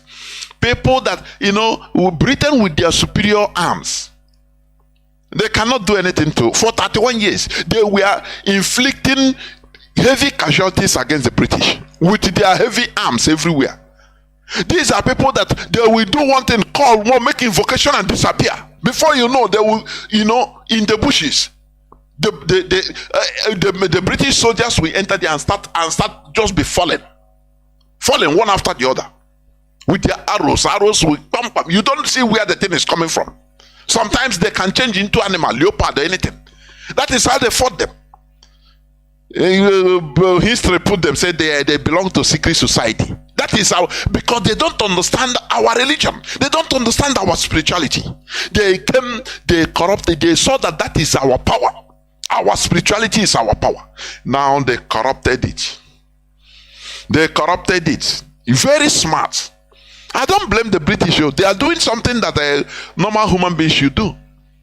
Because as I say, in this world, conquest, slaughter, everything is involved. It's allowed. There is nothing thou shalt not do in as long as nation building is concerned. After all, the people that stole much, British crown that have diamonds stolen from South Africa. The other one that was stolen from India, I think it was stopped from being used. This one, diamond from South Africa, valued the diamond the diamond there, valued more than $400 million. They stole it. Today they are showing it openly. But if they catch you steal a bicycle in Britain, they jail you. But they stole because they are powerful. You know that? It's allowed. There is no bad or good in nation building or country. No. All those ones are just what they use in caging individuals. Righteousness, that is rubbish. That is why secret services, CIA, KGB, M16, they commit atrocities. It makes their countries powerful. The Mossad, they commit atrocities. They kill children. They do all kinds of horrible acts. But it's for their dear motherland. Do you understand that? It's allowed. There is no morality in nation building. Everything is allowed. America dropped an atomic bomb. They used Agent Orange. They supplied Saddam Hussein with a gas this thing, to kill the Kurds, children. But they are powerful, and everybody is praising them. You understand me? Belgium King Leopold II, he killed more than 15 million Congolese. And today they are worshipping Belgium. The king of Belgium traveled to Congo the other time, and the people were clapping, dancing for him. That is the world. That is how it is. Everything is allowed for your collective purposes, as long as you can get away with impunity. Do you understand me? That is what we are trying to get. A country whereby we will be powerful without sentiment. There should be no religious sentiment. Do you know Chineke? Do you know God? What of a God that ordered the Israelis to say, go and kill the whole, both children, unborn children, pregnant, or poor pregnant women, and kill all of, slaughter all of them, both male and female, both animal, everything. You are calling that you want to be Chineke. Don't you see that it's manipulation? Don't you see that? You are manipulated, you are brainwashed into thinking one way. You don't even know what is God. You don't know his heart. So all these things are manipulation to cow you down, to mellow you down so that you don't react. As they mellow people down in churches in Nigeria today, people that are supposed to come out on the streets, as long as they felt that their mandates have been stolen, they should come out. But they use churches to mellow them down. God will fight the battle, and that is it. That is manipulations, brainwashings, and you continue in the status quo. Now people are going to pray. Do you see that? Whereas they have imposed another thing onto Nigerians. They impose another thing onto Nigerians because they are gullible. Our religion is one of the main factors that contributes in making them gullible. Both Islam and Christianity, the two. Go to the north. After, at least, even in the Islam self, they can come out to fight physically. If it is, for example, let's say it's a Obi that won the election, do you think that Nigeria will be Nigeria today? After Friday prayer, all of them will come out and start butchering the whole Christians in Nigeria. Don't you know that? At least they are doing their own human thing. But Christians, Europeans have finished their work. They have used religion to conquer places in this world. Now they see that the religion will bring more problem against them. They separated state and church. Do you see one of the smartest things they have done? Now they relegated religion down and give power to their government. So that when you see that you think that Europeans will come and support you because you're a Christian, they are Christian. You are in cloud cuckoo land. You are the most stupid set of person. I'm telling you. They don't care about the religion again because they have grown above that religion. Now they focus on their government. That's it. If you touch their government, that is where they will tell you that they will bomb you to hell. Because their government now it replaces their religion. Do you understand? We should understand the world we are in. And there is no sentiment in this world. Do you understand? No sentiment. As for nation building, no sentiment. Do you hear me? That's it. So we should be wise. Thank you for listening. Biafra is our religion. Biafra is our identity. Do not forget that the 30th May will be our Remembrance Day. And for your information, as our leader will be going to court, the date is it 11th. There is no sit at home, please. No sit at home announced. Disregard any so-called sit at home by anybody being circulated on WhatsApp or anything social media. Please disregard it. It is from the Nigeria government. Please, they always want to cause confusion through their agents. In Anohem Neku, and whether any sit at home on the day of our leaders' court case, please, no sit at home. Only on an asking they sit at home. Go and all hope of them. Agent to hope of them direct. On the name they want to start causing confusion so that people they bastardize everything. So that people now will be disgusted. It's a war, is a type of war. A type of war strategy they are using. Anything that come out, they bastardize it. I think you are IPO. Yeah. Everybody. Do you remember one time? I think in Izombe, a town in Izombe, if I'm not mistaken, the Nigerian military imposed, I think, 1 month to sit at home to suffer everybody. That is what they are doing. So whenever you hear this sit at home, that is not authorized by the IPOB leadership. Not them. Thank you for listening. From me, Mazi Jonathan Chinedu, from here, it is simply good evening.